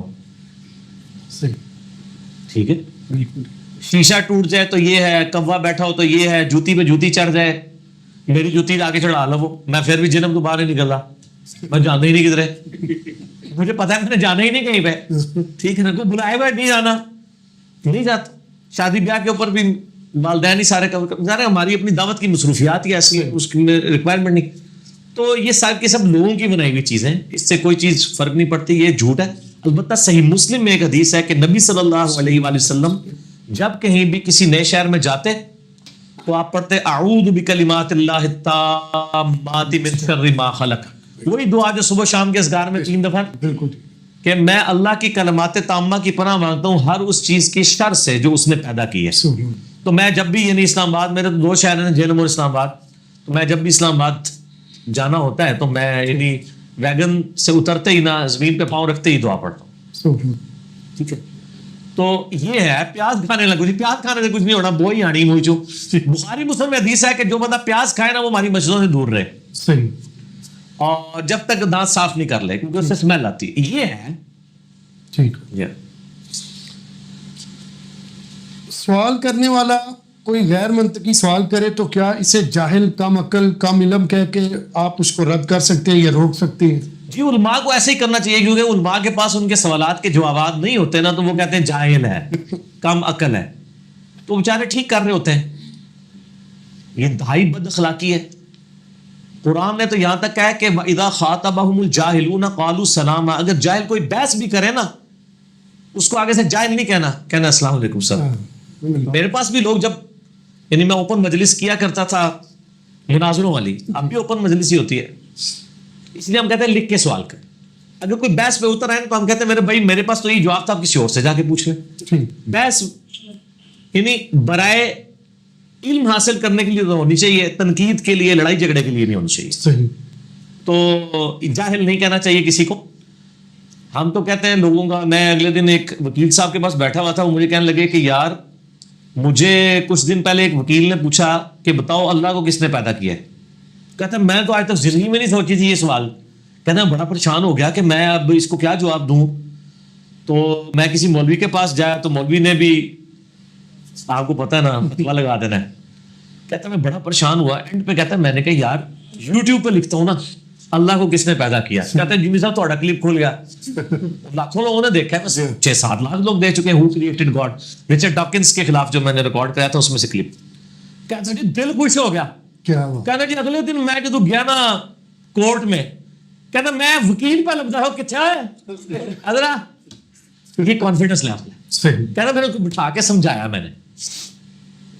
تو سب علماء سے بحث کی بجائے نا آپ یوٹیوب پہ آ کے نا، یوٹیوب حافظہ اللہ تعالیٰ سے نا رومن میں ٹائپ کر کے پوچھ لیا کریں، وہ انشاءاللہ آپ کو انجینئر صاحب کا کلپ بتا دے گا. عورت سے کار حادثہ میں انسان کے مرنے پر عورت سے وہی سلوک کیا جائے گا جو مرد کے ساتھ کیا جاتا ہے، یعنی قتل یا دیت؟ ہاں ظاہر ہے ہوگی، کیوں نہیں ہوگی، ہوگی. ٹھیک. کیمیکل کے کام میں اکثر کپڑوں پر کیمیکل لگ جاتا ہے، اکثر کیمیکلز کا ہمیں علم نہیں کہ کیا مکس ہوتا ہے اس میں، تو کیا ایسے کپڑوں میں ہی نماز ادا کی جا سکتی ہے؟ کیمیکل میں کیا زیادہ مکس ہوگا، شراب ہی مکس ہو سکتی ہے نا. تو شراب بھی کپڑوں کو لگ جائے، کپڑے تو ناپاک نہیں ہیں. شراب پینا حرام ہے، شراب کپڑے فی نفسی نجس نہیں کرتی. خون کا پینا حرام ہے، خون کپڑے ناپاک نہیں کرتا. صرف امام حنیفہ کا ایک قول ہے نا خون کے بارے میں، تو وہ تو ان کا شاذ ہے قول. احادیث موجود ہے، ابو داؤد میں حدیث ہے کہ 2 صحابہ کی نبی علیہ السلام نے ڈیوٹی لگائی ایک اس کے اوپر پہرے کے لیے. رات کو کافروں نے حملہ کر دیا, اس کو تیر لگے, وہ پھر بھی نماز پڑھتا رہا, خون و خون جسم ہو گیا. بعد میں حاضر ہوا نبی علیہ السلام کے پاس, تو باقی صاحب نے کہا میں جگا لیتے, ان کا میں نے ایک صورت شروع کی تھی, میں نے کہا پوری کر کے ہی نماز. تو آپ نے تو نہیں فرمایا تیرا وضو ہی ٹوٹ گیا تھا, ٹھیک ہے نا. اور یہ واقعہ فضائل اعمال میں فضائل نماز والے چیپٹر میں نقل کیا انہوں نے بزرگوں نے, یہ بتانے کے لیے کہ صحابہ کرام کتنی کمٹمنٹ سے نماز پڑھتے تھے. جب انہوں نے یہ واقعہ نقل کیا نا تو ان کو فوراً فکر پڑ گئی کہ جب یہ کوئی پڑھے گا تو ہم تو کہتے ہیں خون نکلنے سے وضو ٹوٹ جاتا ہے, تو یہ تو فقہ حنفی اسٹیک پہ لگ جائے گی. انہوں نے نیچے لکھا فساد, وہ تو فائدے والا تھا, انہوں نے فساد نیچے کیا. وہ کہتے ہیں وہ کہتے ہیں کہ امام حنیفہ کے نزدیک خون نکلنے سے وضو ٹوٹ جاتا ہے, امام شافعی کے نزدیک نہیں ٹوٹتا. ہو سکتا ہے وہ صحابی بھی امام شافعی کے مذہب پر ہوں. ہاں جی, اس کی بھی وہ تعویل کریں گے. وہ کہیں گے ان کا کہنے کا مطلب یہ تھا کہ جیسا اس صحابی کا موقف تھا ویسا امام شافعی کا تھا, لیکن الفاظ کی ترتیب ان کا ساتھ نہیں دے رہی, تو غلطی تو ہو ہی جاتی ہے نا بندے سے. ہو سکتا ہے وہ بھی امام شافعی کے مذہب پر ہو, تو ظاہر ہے جی فقہ حنفی والوں نے تو قاضی ثناء اللہ پانی پتی نے تفسیر مظہری کے شروع میں لکھا ہے کہ حضرت عیسیٰ علیہ السلام بھی جو ہے نا وہ امام ابو حنیفہ رحمہ اللہ کی فقہ کے مطابق عمل کریں گے. پانی پتی صاحب ان تانوں میں یعنی کہ کہاں فوت ہو گئے ہو, مسلم شریف پڑھے نا ذرا, امام مہدی علیہ السلام کے اوپر جو حدیثیں ہیں, اور اگر آپ زندہ ہوتے تو میں مسئلہ 127b آپ کو بتاتا. صحیح مسلم میں الفاظ ہیں کہ عیسیٰ علیہ السلام تم میں آئیں گے, وہ تمہارے نبی کی قرآن اور تمہارے نبی کی سنت کے مطابق تمہیں چلائیں گے. فقہ حنفی کے مطابق نہیں سر, نبی علیہ السلام انہوں تو پتہ ہی نہیں ہونا کہ فقہ حنفی بھی کچھ ہے. وہ تک تو ساڑی ویڈیوز میں ویسے ہی مک گیا ہونا تھوڑا کام, انشاءاللہ. اوکا پانی پتی ٹھیک ہوگا. اور بہت کچھ لکھا ہوا انہوں نے, بڑے بڑے یعنی اس قسم کے دعوے کیے ہوئے اپنے بزرگوں کے بارے میں. تو یہ کوئی مسئلہ نہیں ہے, شراب پینے میں نٹس ہے. اور اس میں میرا کلپ بھی ہے, آپ لکھیں نا ہومیوپیتھک ادویات, اسپریٹ, پرفیوم کی لگانے سے وہ کپڑے ناپاک تو نہیں ہوتے. پرفیوم پیئیں گے نہیں جس میں اسپرٹ ہو یا الکوہل ہو. محدثین نے اگر علماء فقہ کی طرف نسبت کی وجہ سے اپنے نام کے ساتھ نسبت لگائی, تو کیا ہم بھی آج کل تقلید کیے بغیر کوئی نسبت لگا سکتے ہیں؟ بالکل لگائیں, حالانکہ آپ کے بزرگ تو اجازت نہیں دیتے اس چیز کی. یعنی نبی صلی اللہ علیہ وسلم سے ثابت ہے صحیح بخاری میں کہ آپ کو کسروانی طیالسی جبہ تحفے میں دیا گیا. یہ مجھے آج اس لیے یاد آیا کہ آج میں نے خود کالے کپڑے پہنے میں. کسرا کا بنا ہوا طیالسی یعنی کالا جبہ, وہ کہتے ہیں اس میں کالا نہیں لکھا ہوا. بھائی اجرک کا جو کلر ہے سندھی اجرک کا, اگر میں کہوں کسی کو سندھی اجرک دی گئی تو آپ کے دماغ میں یہ نہیں آئے گا کہ وہ یلو کلر کی ہے, سرخی آئے گی. تو کسروانی طیالسی جو جبہ تھا وہ کالا ہی تھا, وہ کالا ہی ہوا کرتا تھا. اس پہ گوٹ بھی لگی ہوئی تھی, یہاں پہ بھی کڑھائی ہوئی تھی ریشم کی. 4 انگلی تک اجازت نبی علیہ السلام نے دی, مسلم شریف کے الفاظ ہیں, اس سے زیادہ ریشم نہ ہو. تو آپ صلی اللہ علیہ وآلہ وسلم نے وہ پہنا, لیکن یہ کہتے ہیں نہیں اب نہیں, ہمیں کالا لباس نہیں پہننا چاہیے, یہ رافضیوں کا طریقہ ہے. تو ان کے ساتھ نسبت ہوگی, ٹھیک ہے نا, یہ اس قسم کی پٹیاں پڑھاتے ہیں. اسی ڈاکٹرائن پہ پھر ہم ان کو کہیں گے کہ بدعتیوں کے ساتھ نسبت ہوتی ہے جب آپ اپنے نسبتوں کے ساتھ تقلیدی نسبتیں لگاتے ہیں. لیکن ہم یہ نہیں جواب دیں گے, ہم تو کہہ رہے ہیں آپ لگائیں, لیکن آپ ساتھ ایک مہربانی کریں کہ آپ اپنے ساتھ حنفی, مالکی, شافعی اور یہ ساری چیزیں لگائیں, لیکن اس سے پہلے میرے نبی کا نام لگا دیں گے تو انشاءاللہ ساری نسبتیں خود بخود ہی ڈیلیوٹ ہو جائیں گی. آپ لکھیں جناب اپنے نام کو ندیم ریاض محمدی حنفی, تو حنفی بھی آپ کو انشاءاللہ حنفی نہیں کبھی مانیں گے, اور کہیں گے نہیں یہ کوئی اور سے آئی ہے, تو لاؤ لگاؤ محمدی حنبلی. خالی حنبلی نہیں لان دیں گے تو نہ, محمدی کے ساتھ لگائیں. اور آپ کہیں کہ میری احمد بن حنبل کے ساتھ محبت ہے. میں نے ایک وہ شیعہ کے گاؤں میں میرا ایک لیکچر تھا, مسئلہ 101 جب ریکارڈ ہوا, وہ آدھا شیعہ کا گاؤں ہے آدھا سنیوں کا, اس میں 2 مسجدیں ہیں, ایک شیعہ کی اور ایک اہل حدیث کی. تو ہم نے وہ شیعہ سے باقاعدہ رابطہ کیا کہ جس دن آپ فری ہوں, محرم کا تھا, 2014 کی بات ہے, 8 محرم کو انہوں نے کہا جی آپ آ کے ادھر جلسہ کریں, تو ہم بھی آئیں گے. وہ جو اہل حدیث مسجد کے سربراہ تھے نا, اور جو شیعہ کی مسجد کے سربراہ تھے, وہ دونوں بھائی تھے. مسئلہ 101 ہوا تو وہ سارے آئے تھے, 400-500 بندہ تھے. تو وہ کہہ رہے تھے ان کو سمجھانا ہے, وہ کہہ رہے تھے ان کو سمجھانا ہے. جب لیکچر سنا نا تو وہ جو شیعہ تھے نا, ان کا جی جو کچھ تسی کہنا ہے بالکل ٹھیک ہے, اسی تواڈے نال ہاں. میں لو جی مان گے جنا, ਹਾਲਾਂਕਿ ਨਾ ਮੈਂ ਉਹਦੇ ਸੁਨੀਆਂ ਦਾ ਲਿਹਾਜ਼ ਕੀਤਾ ਨਾ ਸ਼ੀਆਂ ਦਾ سب و شتم کا مسئلہ بھی توحید کا مسئلہ سب کچھ ڈسکس کیا مسئلہ 101 ہے میرا خلافت و ملوکیت صحیح مسئلہ ہے خروج اور فکر حسین حق پرستی کی علامت ہے تو ہم تو اس طریقے سے مطلب مینج کر کے وہ بات کیا ہو رہی تھی اس سے مجھے یاد ہے ہاں تو اس میں جب شیعہ کی مسجد میں جب ہم نے پروگرام کیا نا تو ہم نے نا ایک ہفتہ پہلے وہاں بڑے بڑے بینر لگوائے اس میں پتہ کیا لکھا تھا انجینئر محمد علی مرزا الحسینی اور وہ 2 کلر میں چھپا تھا ریڈ اور بلیک شیعہ کی امام بارگاہ کے باہر بھی لگایا انہوں نے نہیں پھاڑا جب میں گیا نا آپ بھی ساتھ ہی تھے نا جی ساتھ ہی تھے ہاں علی پور سے ہاں تو علی پور چکھا جی ہاں نہیں احمد پور چٹھا اس کے پاس دیا پاس اور چھوٹا گاؤں تھا پر وہ ادھر جب انہوں نے فرحان نہیں بلکہ وہ ایچ ڈی ریکارڈنگ ہوئی تھی جی تو وہاں پہ وہ پھر انہوں نے کہا دیکھیں نہیں لگے ہوئے سارے تو آل حسینی ہم نے بھی لگا دیا تھا آل حسینی کے ساتھ آپ کو کچھ اور لگانے کی ضرورت نہیں ہے البتہ جب آپ فرقوں کے جن کے ناموں پہ فرقے بنے ہوئے ہیں حسین تو سنی شیعہ دونوں کے ہیں نا جی امام حنیفہ کے نام کے اوپر ایک فرقہ بن چکا ہے حنفی صحیح فقہ حنفی کی کتابوں میں اگر کوئی شافیہ عورت بیاہ کے لائے تو گویا وہ یہودیہ بیاہ کے لائے گا اسی لیے خانہ کعبہ میں 4 مسلے بھی 300 سال رکھے انہوں نے اگر یہ ایک دوسرے کے پیچھے نمازوں کے قائل ہوتے تو 4 مسلے تو نہ ہوتے ویسے کہتے ہیں یہ چاروں یعنی سنت کے امام ہیں مانتے کوئی نہیں تو جب یہ فرقے بن چکے ہیں نا جن کے ناموں پہ ان سے پہلے محمدی لگائیں آپ بالکل اس کے بعد جو مرضی لگاتے رہیں جائز ہے لے لو فتویٰ جزاک اللہ اگر کسی کو دیکھ کر اس کی ترقی دیکھ کر حسد پیدا ہو نہ چاہتے ہوئے بھی تو میں کیسے اس ذہنی کیفیت سے بچ سکتا ہوں اور کیا میں گناہ گار بھی ہو رہا ہوں گا اس عمل کی وجہ سے صحیح مسلم میں حدیث ہے کہ ہمیشہ اپنے سے نچلے لوگوں کو دیکھو یوں تمہیں قناعت نصیب ہوگی اور اللہ کی نعمتوں کا شکر ادا کر سکو گے صحیح مسلم میں حدیث ہے اوپر والے دیکھ کے اس کے لیے دعا کرے اور نچلے والے کو دیکھ کے اللہ کا شکر ادا کریں کہ میں اس سے بہتر ہوں میں کہتا ہوں ہر مسلمان اربوں لوگوں سے بہتر ہے کیونکہ دنیا میں اربوں لوگ ہیں جن کے دل میں توحید نہیں ہے ان سے تو بہتر ہے نا بے شک لوگ کہتے ہیں نہیں میں ہزاروں سے لاکھوں سے میں کہتا ہوں ہر مسلمان اربوں سے بہتر ہے اور جس کو توحید مل جائے نبی علیہ السلام کی سچی اتباع نصیب ہو جائے تو وہ تو پھر نور والا نور ہے تو حسد جس کے لیے پیدا ہونا اس کے لیے آپ دعا کرنا شروع کر دیں تو حسد ختم ہو جائے گا انشاءاللہ اور آپ یہ سمجھیں کہ یہ تقدیر کا فیصلہ اس کے حق میں ہوا ہے تو آپ کوشش ضرور کریں لیکن اس سے نفرت بنی اس سے آپ نہ کریں رشک تو وہ صحیح مسلم میں اور بخاری میں حدیث ہے کہ رشک کرنا ہے تو اس پہ کرو جس کو اللہ نے قرآن کا علم دیا اور وہ لوگوں کو سکھاتا ہو اور جس کو اللہ نے مال دیا ہو وہ اللہ کی راہ میں خرچ کرتا ہو اس کے اوپر کرو یہ رشک نہ کرو کہ مال ہی ختم ہو جائے یا ویڈیو ڈیلیٹ ہو جائے یوٹیوب تو دوسری بھی علم حاصل کرو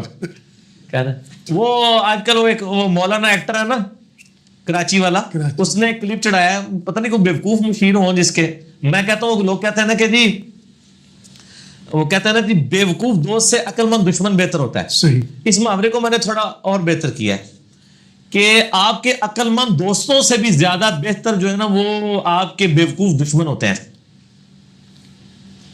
کیونکہ بیوقوف دشمن ایسی بیوقوفیاں کرتے ہیں کہ عقل مند دشمن تو وہ بیوقوفی نہیں کریں گے آپ کو مشہور کرنے کے تو وہ مولانا صاحب نے ایک کلپ چڑھایا ہوا ہے کہ جی وہ انجینئر عالم کیسے بنتے ہیں اس میں انہوں نے کہا ہے کہ پریشان ہونے کی کوئی بات نہیں ہے اہل حدیث سب سے زیادہ پریشان ہے اس کی وجہ سے ٹھیک ہے نا دو گلے لگ کے رہو گلے لگ کے ایک دوسرے نال تو پریشان تانوں میں سے سر زیادہ ہونے کی ضرورت ہے کیونکہ رفع الہدایت زیادہ نے شروع کرتا ہے اور تسی تے منسوخ کر چکے سو تو اللہ سے دعا کریں پھر کہتا ہے کہ کوئی بھی بندہ پیدا ہوگا کل کو یوٹیوب پہ اوپر ویڈیو چڑھا دے گا اور نئے نئے فتنے اٹھیں گے میں کہتا ہوں جی آپ کوئی 5-6 انجینئر ہائر کریں نا ان کی ویڈیو چڑھائیں ہم دیکھتے ہیں لوگ کیسے دیکھیں گے سر کوئی مواد ہوگا سچائی ہوگی تو ایکسیپٹیبل ہوگی ہزاروں مولویوں نے اپنی ویڈیوز یوٹیوب پہ چڑھائی ہوئی ہیں 10-10 20-20 ہوتے ہیں ان کے ویورشپ حالانکہ اپنے وہ جب جلسے کرتے ہیں تو ہزاروں لوگ ان کو سنتے ہیں یوٹیوب پہ نہیں سنتے یہ اس طریقے سے ویڈیو خالی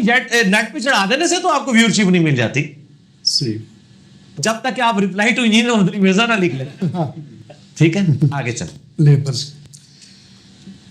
کیا ایسے علماء سے دینی مسائل میں استفادہ کیا جا سکتا ہے جو دین میں آ کر غربت سے کروڑ پتی بن گئے ہو جبکہ ظاہری طور پر اس کا کوئی کاروبار بھی نہ ہو؟ تو یہ تو اکثر علماء کا حال ہے. میرا خیال ہے آپ ان سے علم حاصل کریں, آپ اس چیز کو چھوڑ دیں کہ ان کے اپنا ذاتی کردار کس قسم کا ہے, صحیح, سچائی حاصل کریں نا. تو اب جس طرح میں یعنی یہ اس وقت بھی کہا کرتا تھا کہ اگر کرکٹ کا کوئی ایشو ہے تو عمران خان صاحب چاہے پرائم منسٹر نہ بھی ہوں, ایز این ایکسپرٹ تو ان سے رابطہ کیا جانا چاہیے تھا. اور اسی کے طرح میں کہوں گا کہ اگر پاکستان کی اکانومی کا کوئی ایشو ہے اس حوالے سے کہ کاروبار کے اعتبار سے, تو prime minister ex prime minister Nawaz Sharif sahib اگرچہ جیل میں ہیں لیکن آپ اس سے مشورہ کر سکتے ہیں کہ فیکٹری کیسے لگانی چاہیے, اس میں تو وہ فیلڈ میں ایکسپرٹ ہے نا. صحیح, ٹھیک ہے, تو جس کی جو فیلڈ ہے اس میں تو اس کی ایکسپرٹی حاصل کی جانی چاہیے. باقی اس کا ذاتی کریکٹر کیا ہے اس طرح تو پھر کوئی بھی اینڈ نہیں ہوگا نا. ٹھیک ہے نا, اس طرح تو آپ کو پھر ڈھونڈ ہی نہیں سکتے. آپ بس اس سے صرف یہ کیا کریں کہ چاہے وہ پرہیزگار ہے یا نہیں ہے, آپ اس سے جو مسئلہ پوچھ رہے ہیں اس کا ریفرنس بھی ذرا پوچھ لیجیے گا کہ یہ اس کا انٹرنیشنل نمبر کون سا ہے حدیث کا. تو انشاءاللہ تعالیٰ آپ کو دوبارہ ضرورت نہیں پڑے گی وہاں جانے کی. اوکے گا, مجھے پتہ لگا کہڑے اسٹیشن بول رہے ہیں. ہاں ٹھیک ہے. جوانی میں قرض لیا واپس کرنے کی نیت سے لیکن ابھی آخری عمر میں بھی واپس نہ کر سکا, جس سے قرض لیا اب اس کا بھی کوئی پتہ نہیں نہ ہی کوئی رابطہ ہے, تو ایسی صورت میں وہ قرض یوم آخرت میں میرے لیے مشکل پیدا کرے گا؟ جی ایسی تیسی پھر دے گی آپ کی. بخاری میں حدیث ہے مقروض کا جنازہ لایا گیا, آپ صلی اللہ علیہ وسلم نے پڑھنے سے انکار کر دیا. پھر ایک بندے نے ذمہ داری اٹھائی تو پھر جنازہ پڑھا. قرض شہید کا بھی معاف نہیں ہوتا, یہ بھی صحیح بخاری میں حدیث ہے. تو اگر اس نے قرض لیا تھا, اب آپ کو نہیں پتا وہ کون ہے, آپ اتنی رقم اللہ کی راہ میں خیرات کریں اور یہ نیت کریں کہ یہ میں اس کی طرف سے خیرات کر رہا ہوں, ٹھیک ہے, تو اس کا سارا ثواب اسے ملے.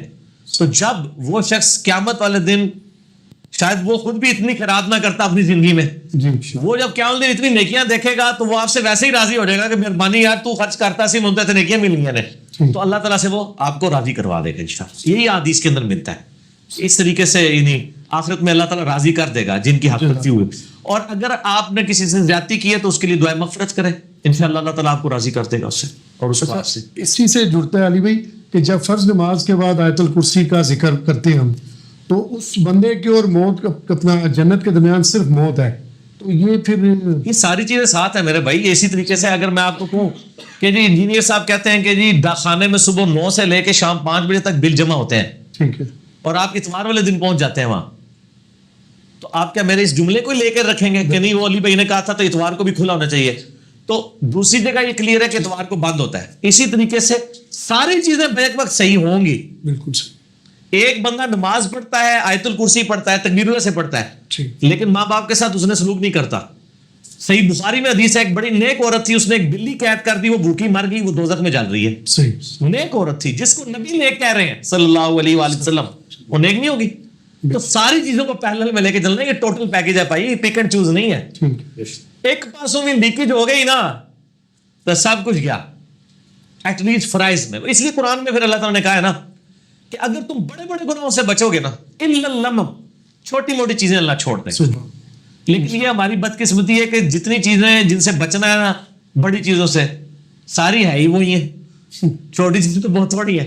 غیبت, جھوٹ, چغلی, وعدہ خلافی, والدین کی نافرمانی, گالی گلوچ, قتل, زنا, حرام خوری, یہ سب کے سب بڑی چیزیں ہیں. ان کو تو اللہ کہہ رہے چھوڑو, چھوٹی موٹی بات اس کو چھوڑ دے گا, چھوٹی موٹی ویسے ہی نہیں وہ کرے گا, پیچھے کا رہ جائے گا.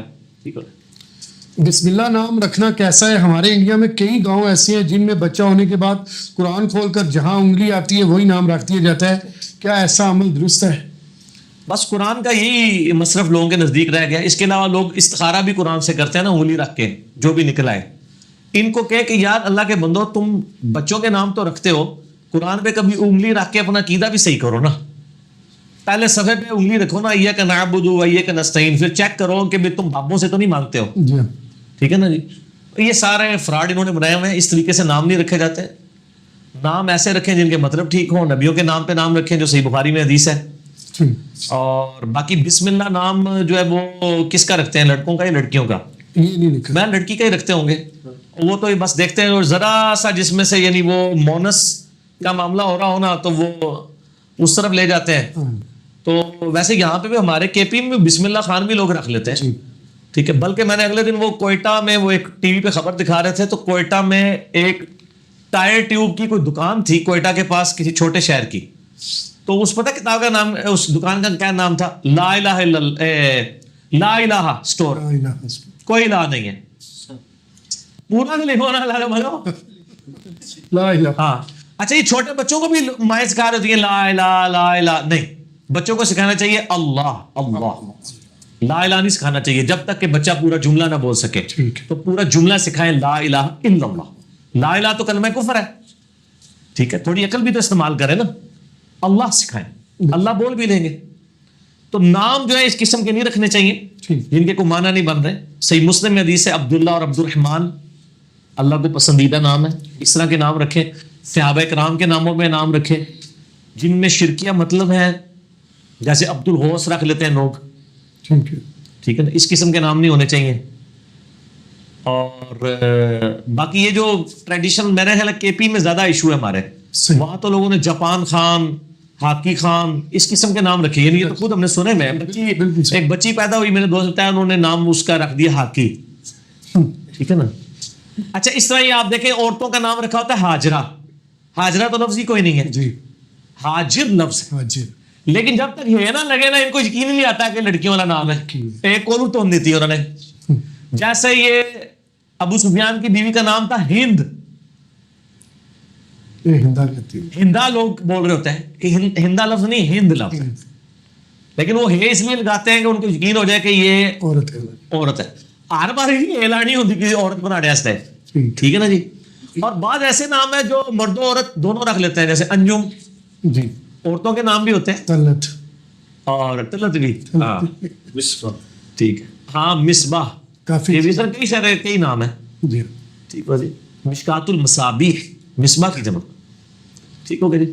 اچھا بھی جس طرح آپ صلی اللہ علیہ وسلم کو دو پسند ہے, مردوں میں عبد الرحمان عبداللہ, عورتوں میں بھی کوئی ایسا مثال ملتی ہے کہ آپ نہیں؟ عورتوں کے بارے میں حدیث تو کوئی نہیں ملتی ہے, لیکن عورتوں میں پسندیدہ نام مریم ہے.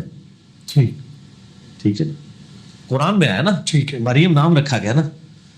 تو اسی طریقے سے امہات المومنین کے نام پہ, سیدہ عائشہ کے نام پہ, حفصہ کے نام پہ, فاطمہ. دیکھیں جو نبی علیہ السلام کی اپنی بیٹیوں کے نام ہے وہ تو پسندیدہ ہوں گے نا, کیونکہ انہوں نے خود رکھے ہیں. ٹھیک ہے, تو چار تو ہیں نا, بالکل صحیح, فاطمہ, زینب, ام کلثوم اور رقیہ جی, ٹھیک ہے نا.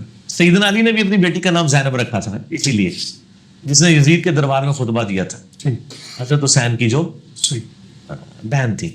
ٹھیک ہو گیا. ہمارے یہاں مشہور ہے کہ خاوند کا نام لینے سے نکاح ٹوٹ جاتا ہے. کیا اسلام میں ایسی کوئی قید ہے؟ کیا عورت اپنے خاوند کا نام لے کر پکار سکتی ہے؟ بیوی کا نام بدتمیزی سے لینے سے نکاح ٹوٹنے کے چانس ہیں. اچھا, یہ نہیں, نکاح ٹوٹنے کا نہیں, میں کہہ رہا ہوں کہ وہ لڑکے ناراض ہو جائے گی, تو اجتہاد سے نہیں کیتا جاتا نا, کھینچ کے کدھر کی طرف مسئلہ بنا لیا جائے, چھوڑنا اس طریقے سے نہیں نکاح ٹوٹتا. اور نہ یہ کوئی گستاخی ہے خاوند کا نام لینا, یہ سمجھا جاتا ہے. وہ اکثر وہ منع کے ابا اور فلانے کے ابا اور فلانے کی اماں, ویسے یہ بہتر ہے اس اعتبار سے کہ یہ نہیں پردہ ہے اس میں. کوئی بندہ اپنی بیوی کے نام کی بجائے نا, اگر وہ کہتا ہے نا کہ میری بیوی یا میرے بچوں کی امی, تو ذرا پردے میں الفاظ ہے, لیکن نام لینے میں بھی کوئی حرج نہیں ہے. بیوی بھی خاوند کا نام لے سکتی ہے, خاوند بھی بیوی کا نام, اور اس میں بھی کوئی حرج نہیں کہ آپ کے ساتھ ایک دوسرے سے بات کریں.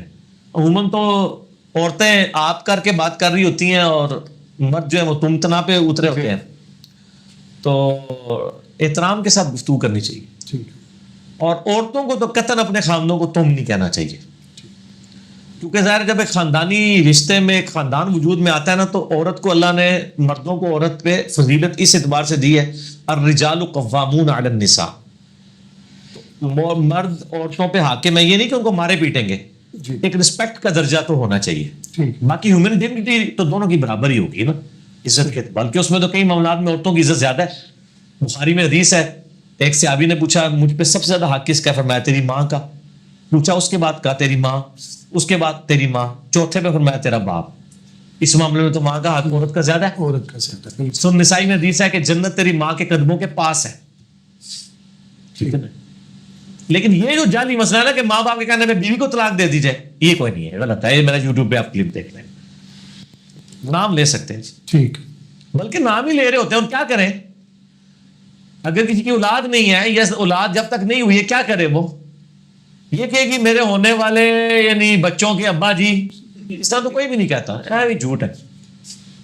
اس طرح یہ بھی مشہور ہے کہ جی وہ بیوی اپنے خاوند کا نام نہیں ساتھ لگا سکتی. اس پہ میرا قریب لاکھوں لوگوں نے دیکھا ہے, شادی کے بعد بیوی اپنے خاوند کا نام ساتھ لگا سکتی ہے, لگا سکتی ہے.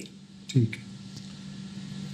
ہمارے یہاں کچھ اہل بیت حضرات انڈیا میں شادی کے موقع پر کارڈ پرنٹ کرنے, شادی پہ تحفہ دینے, مہندی کا کھانا کسی کو, اہل بیت حضرات نہیں ہوں گے, اہل حدیث حضرات ہوں گے.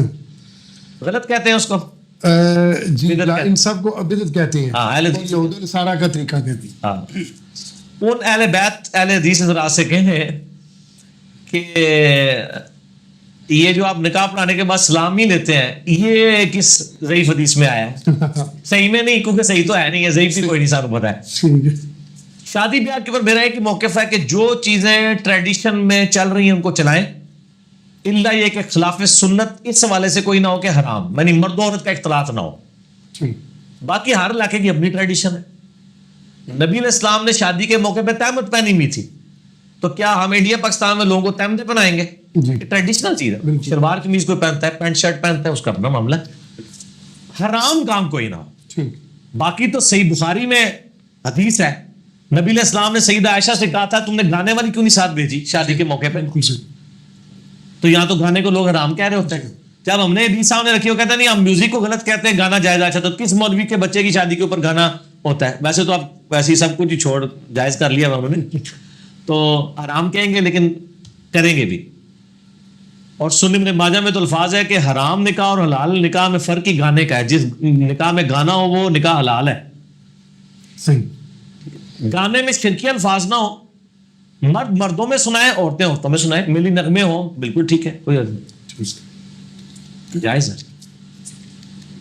بچہ فوت ہوا پیدا کتنے ماہ کا, تو جنازہ پڑھا جا سکتا ہے کہ نہیں؟ پڑھنا ہوتا ہے, ایسے ہی دفن کر دے. اور غسل کفن بھی عام طرح کا ہی ہوگا, اور قبرستان میں ہی دفن کرنا. وہ یہ سارا کچھ فراڈ ہی ہے جی. یہ فقہ حنفی کی بریکٹ کے اندر برکات ہے کہ وہ مردہ بچے کا جنازہ نہیں پڑھتے. ابو داؤد میں روایت موجود ہے, اگرچہ اختلاف تھا یعنی پہلے سلف میں بھی, لیکن مضبوط رائے یہی ہے. ابو داؤد کے اندر حدیث موجود ہے, آپ کو مشکات کے اندر بھی وہ مل جائے گی کہ مردہ بچے کا بھی جنازہ پڑھا جائے گا. امام ترمذی نے بھی نقل کیا ہے کہ بہتر ہے کہ پڑھا جائے, کیونکہ وہ جب تک پیدا نہیں ہوا تھا تو اس وقت تک تو وہ زندہ ہی تھا نا. یعنی پیدائش کے وقت وہ, میں اب کنٹرول الفاظ میں گفتگو کر رہا ہوں نا, چونکہ بچوں نے بھی ویڈیوز دیکھنی ہوتی ہیں. تو یا وہ مردہ پیدا ہوا, مردہ ہونے سے پہلے جہاں تھا وہاں تو زندہ ہی تھا نا. زندہ تھا بے شک, چاہے وہ 4 مہینے کا تھا, 5 مہینے کا تھا, 6 زندہ تھا نا. جی. تو باہر نکل کے مرا یا مردہ پیدا ہوا, دونوں صورتوں میں اس کو عزت دیں, غسل دیں, کفن پہنائیں, جنازہ پڑھیں. اہل حدیث تو کرتے ہیں ایسے, کیونکہ انڈیا پاکستان میں حنفیت کا زور ہے, اس لیے لوگوں کو یہ مسئلہ پتہ ہی نہیں. وہ کہتے ہیں قبرستان میں بھی نہیں دفنانا. اچھا, دوسری طرف ان سے پوچھیں پرانے قرآن, وہ کہتے ہیں قبرستان میں دفناؤ. وہ اس کے لیے قبرستان انہوں نے رکھے ہوئے ہیں, جو مردے دفنانے کے لیے قبرستان. تو جنازہ ہوگا میرے بھائی, ہوگا. مردہ بچہ ہے, وہ کہتا نہیں ایک سا اگر لے لینا, تو جہاں وہ پہلے تھا وہاں سانس نہیں تھا لے رہا. جی. تیسرے چوتھے مہینے ہی بچے کی حرکت شروع ہو جاتی ہے, ٹھیک ہے, تو زندہ ہی ہوتا ہے نا. جی. ہاں, بعد میں اگر وہ بیچ میں مردہ ہو گیا یا آپریشن کے دوران ہو گیا یا جو بھی ہے, تو مسلمان ہے, بچہ ہے, اس کا جنازہ پڑھائیں گے. میرا کمائی کا کوئی ذریعہ نہیں, خاوند فوت ہو گیا ہے, 5 چھوٹے بچے, قومی بچت میں کچھ پیسے ہیں جن کے ماہانہ منافع سے مشکل سے گھر چلتا ہے. خاوند کا یا میرا کوئی قریبی رشتہ دار نہیں جو مدد کرے, تو منافع کے پیسوں میں سود شامل ہوگا. میں کچھ فیصلہ نہیں کر پا رہی کہ کیا کروں, کچھ رہنمائی فرمائیں. آپ غامدی صاحب سے رابطہ کریں. غامدی صاحب کا میں نے اگلے دن کلپ سنا ہے, انہوں نے تو اس کو جائز قرار دیا ہے. ٹھیک ہے, میں اپنا اوپینین نہیں دے رہا. ان کا موقف یہ تھا کہ نبی علیہ السلام کے مبارک زمانے میں جو استحصال کے لیے سود ہوتا تھا نا, اسے الربا قرآن میں کہا گیا ہے, خاص ربا تھا وہ, الربا. وہ کہتے ہیں وہ کیا تھا, امیر لوگ جو ہیں وہ غریبوں کا استحصال کرنے کے لیے ان کو خود سود پہ قرضہ دیتے تھے تاکہ ان سے کمائی کریں. اب بالکل 180 ڈگری ہو چکا ہے. اب امیر لوگ غریبوں کو نہیں یعنی پھنساتے نہیں ہیں, بلکہ امیر بینک غریبوں سے کہہ رہے ہیں آپ ہمیں قرضہ دو, ہم آپ کو اس کا سود دیں گے. یہ حقیقت ہے کہ یہ پیراڈائم 180 ڈگری شفٹ ہوا ہے. جی. آج کا جو قومی بچت کا یا بینکوں کا سود ہم حرام قرار دیتے ہیں نا, وہ سود کے فی نفسی ہی حرام ہونے کی وجہ سے قرار دے رہے ہیں, کیونکہ اس سے غریب غریب تر ہوتا ہے, امیر امیر تر ہوتا ہے. صحیح. قرآن میں آیا کہ اللہ تعالیٰ سود کو گھٹاتا ہے اور کاروبار کو, صدقات کو بڑھاتا ہے. کاروبار حلال ہے, سود حرام ہے, تاکہ پیسہ رننگ میں آئے. اس طرح ہر بندہ ہی پیسہ بینک میں جمع کرا کے گھر بیٹھ جائے گا تو غریب لوگوں کو روزگار کہاں سے ملے گی, مجھے بتائیں. میرے پاس اگر 10 لاکھ ہے, میں بینک میں جمع کرا کے پروفٹ دوں, اس کی بجائے میں 10 لاکھ کی ایک کار لے کے رینٹ کار پہ چڑھا دوں, ایک ڈرائیور کی نوکری کھلے گی. جب گاڑی پنکچر ہوگی ایک ٹائر والے کی نوکری کھلے گی, پیٹرول پمپ سے پیٹرول ڈلے گا, گاڑی خراب ہوگی میکینک کی نوکری کھلے گی. تو اس لیے اسلام کہتا ہے پیسہ رننگ میں لاؤ.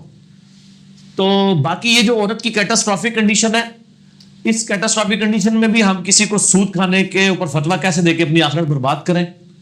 ہم اس سے یہی مشورہ دیں گے کہ وہ اسلامک بینک سے رابطہ کریں. اسلامک بینکنگ میں جو بیسٹ پاسبل حالات ہیں اس وقت, اس کے اندر انہوں نے اس کو مینج کر لیا ہوا ہے, اگرچہ اس میں کمزوری ہیں.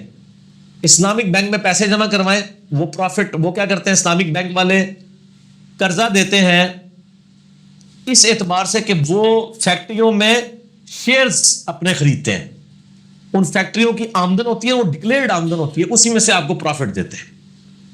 کبھی کسی فیکٹری کے وہ شیئرز لے لیں گے, فیکٹری والے جب اسے ادھار لینے جاتے ہیں نا اسلامک بینک والوں سے, وہ کہتے ہیں کہ جی ہم آپ کو ادھار نہیں دیں گے, پرسنل لون نہیں دیں گے, آپ نے فیکٹری لگانی ہے, اچھا اس فیکٹری کا اتنا حصہ جو ہے نا یہ والا پورشن ہمارا ہوگا, اس کی کمائی ہماری ہوگی, اس کمائی میں سے آپ کو بھی دیں گے, تو یہ تو حلال ہے. تو بہتر ہے, میرا یوٹیوب پہ کلپ ہے اسلامک بینکنگ, انجینئر محمد علی مرزا لکھیں, اور اس میں بہتر جو ہے کہ میزان بینک میں پیسے جمع کروائیں آپ. میں کوئی میزان بینک سے تنخواہ نہیں لیتا تھا کسمانی صاحب کی طرح, ویسے اب انہوں نے بھی چھوڑ دیے, اتنا ان پہ اعتراض ہوا انہوں نے بھی چھوڑ دیا.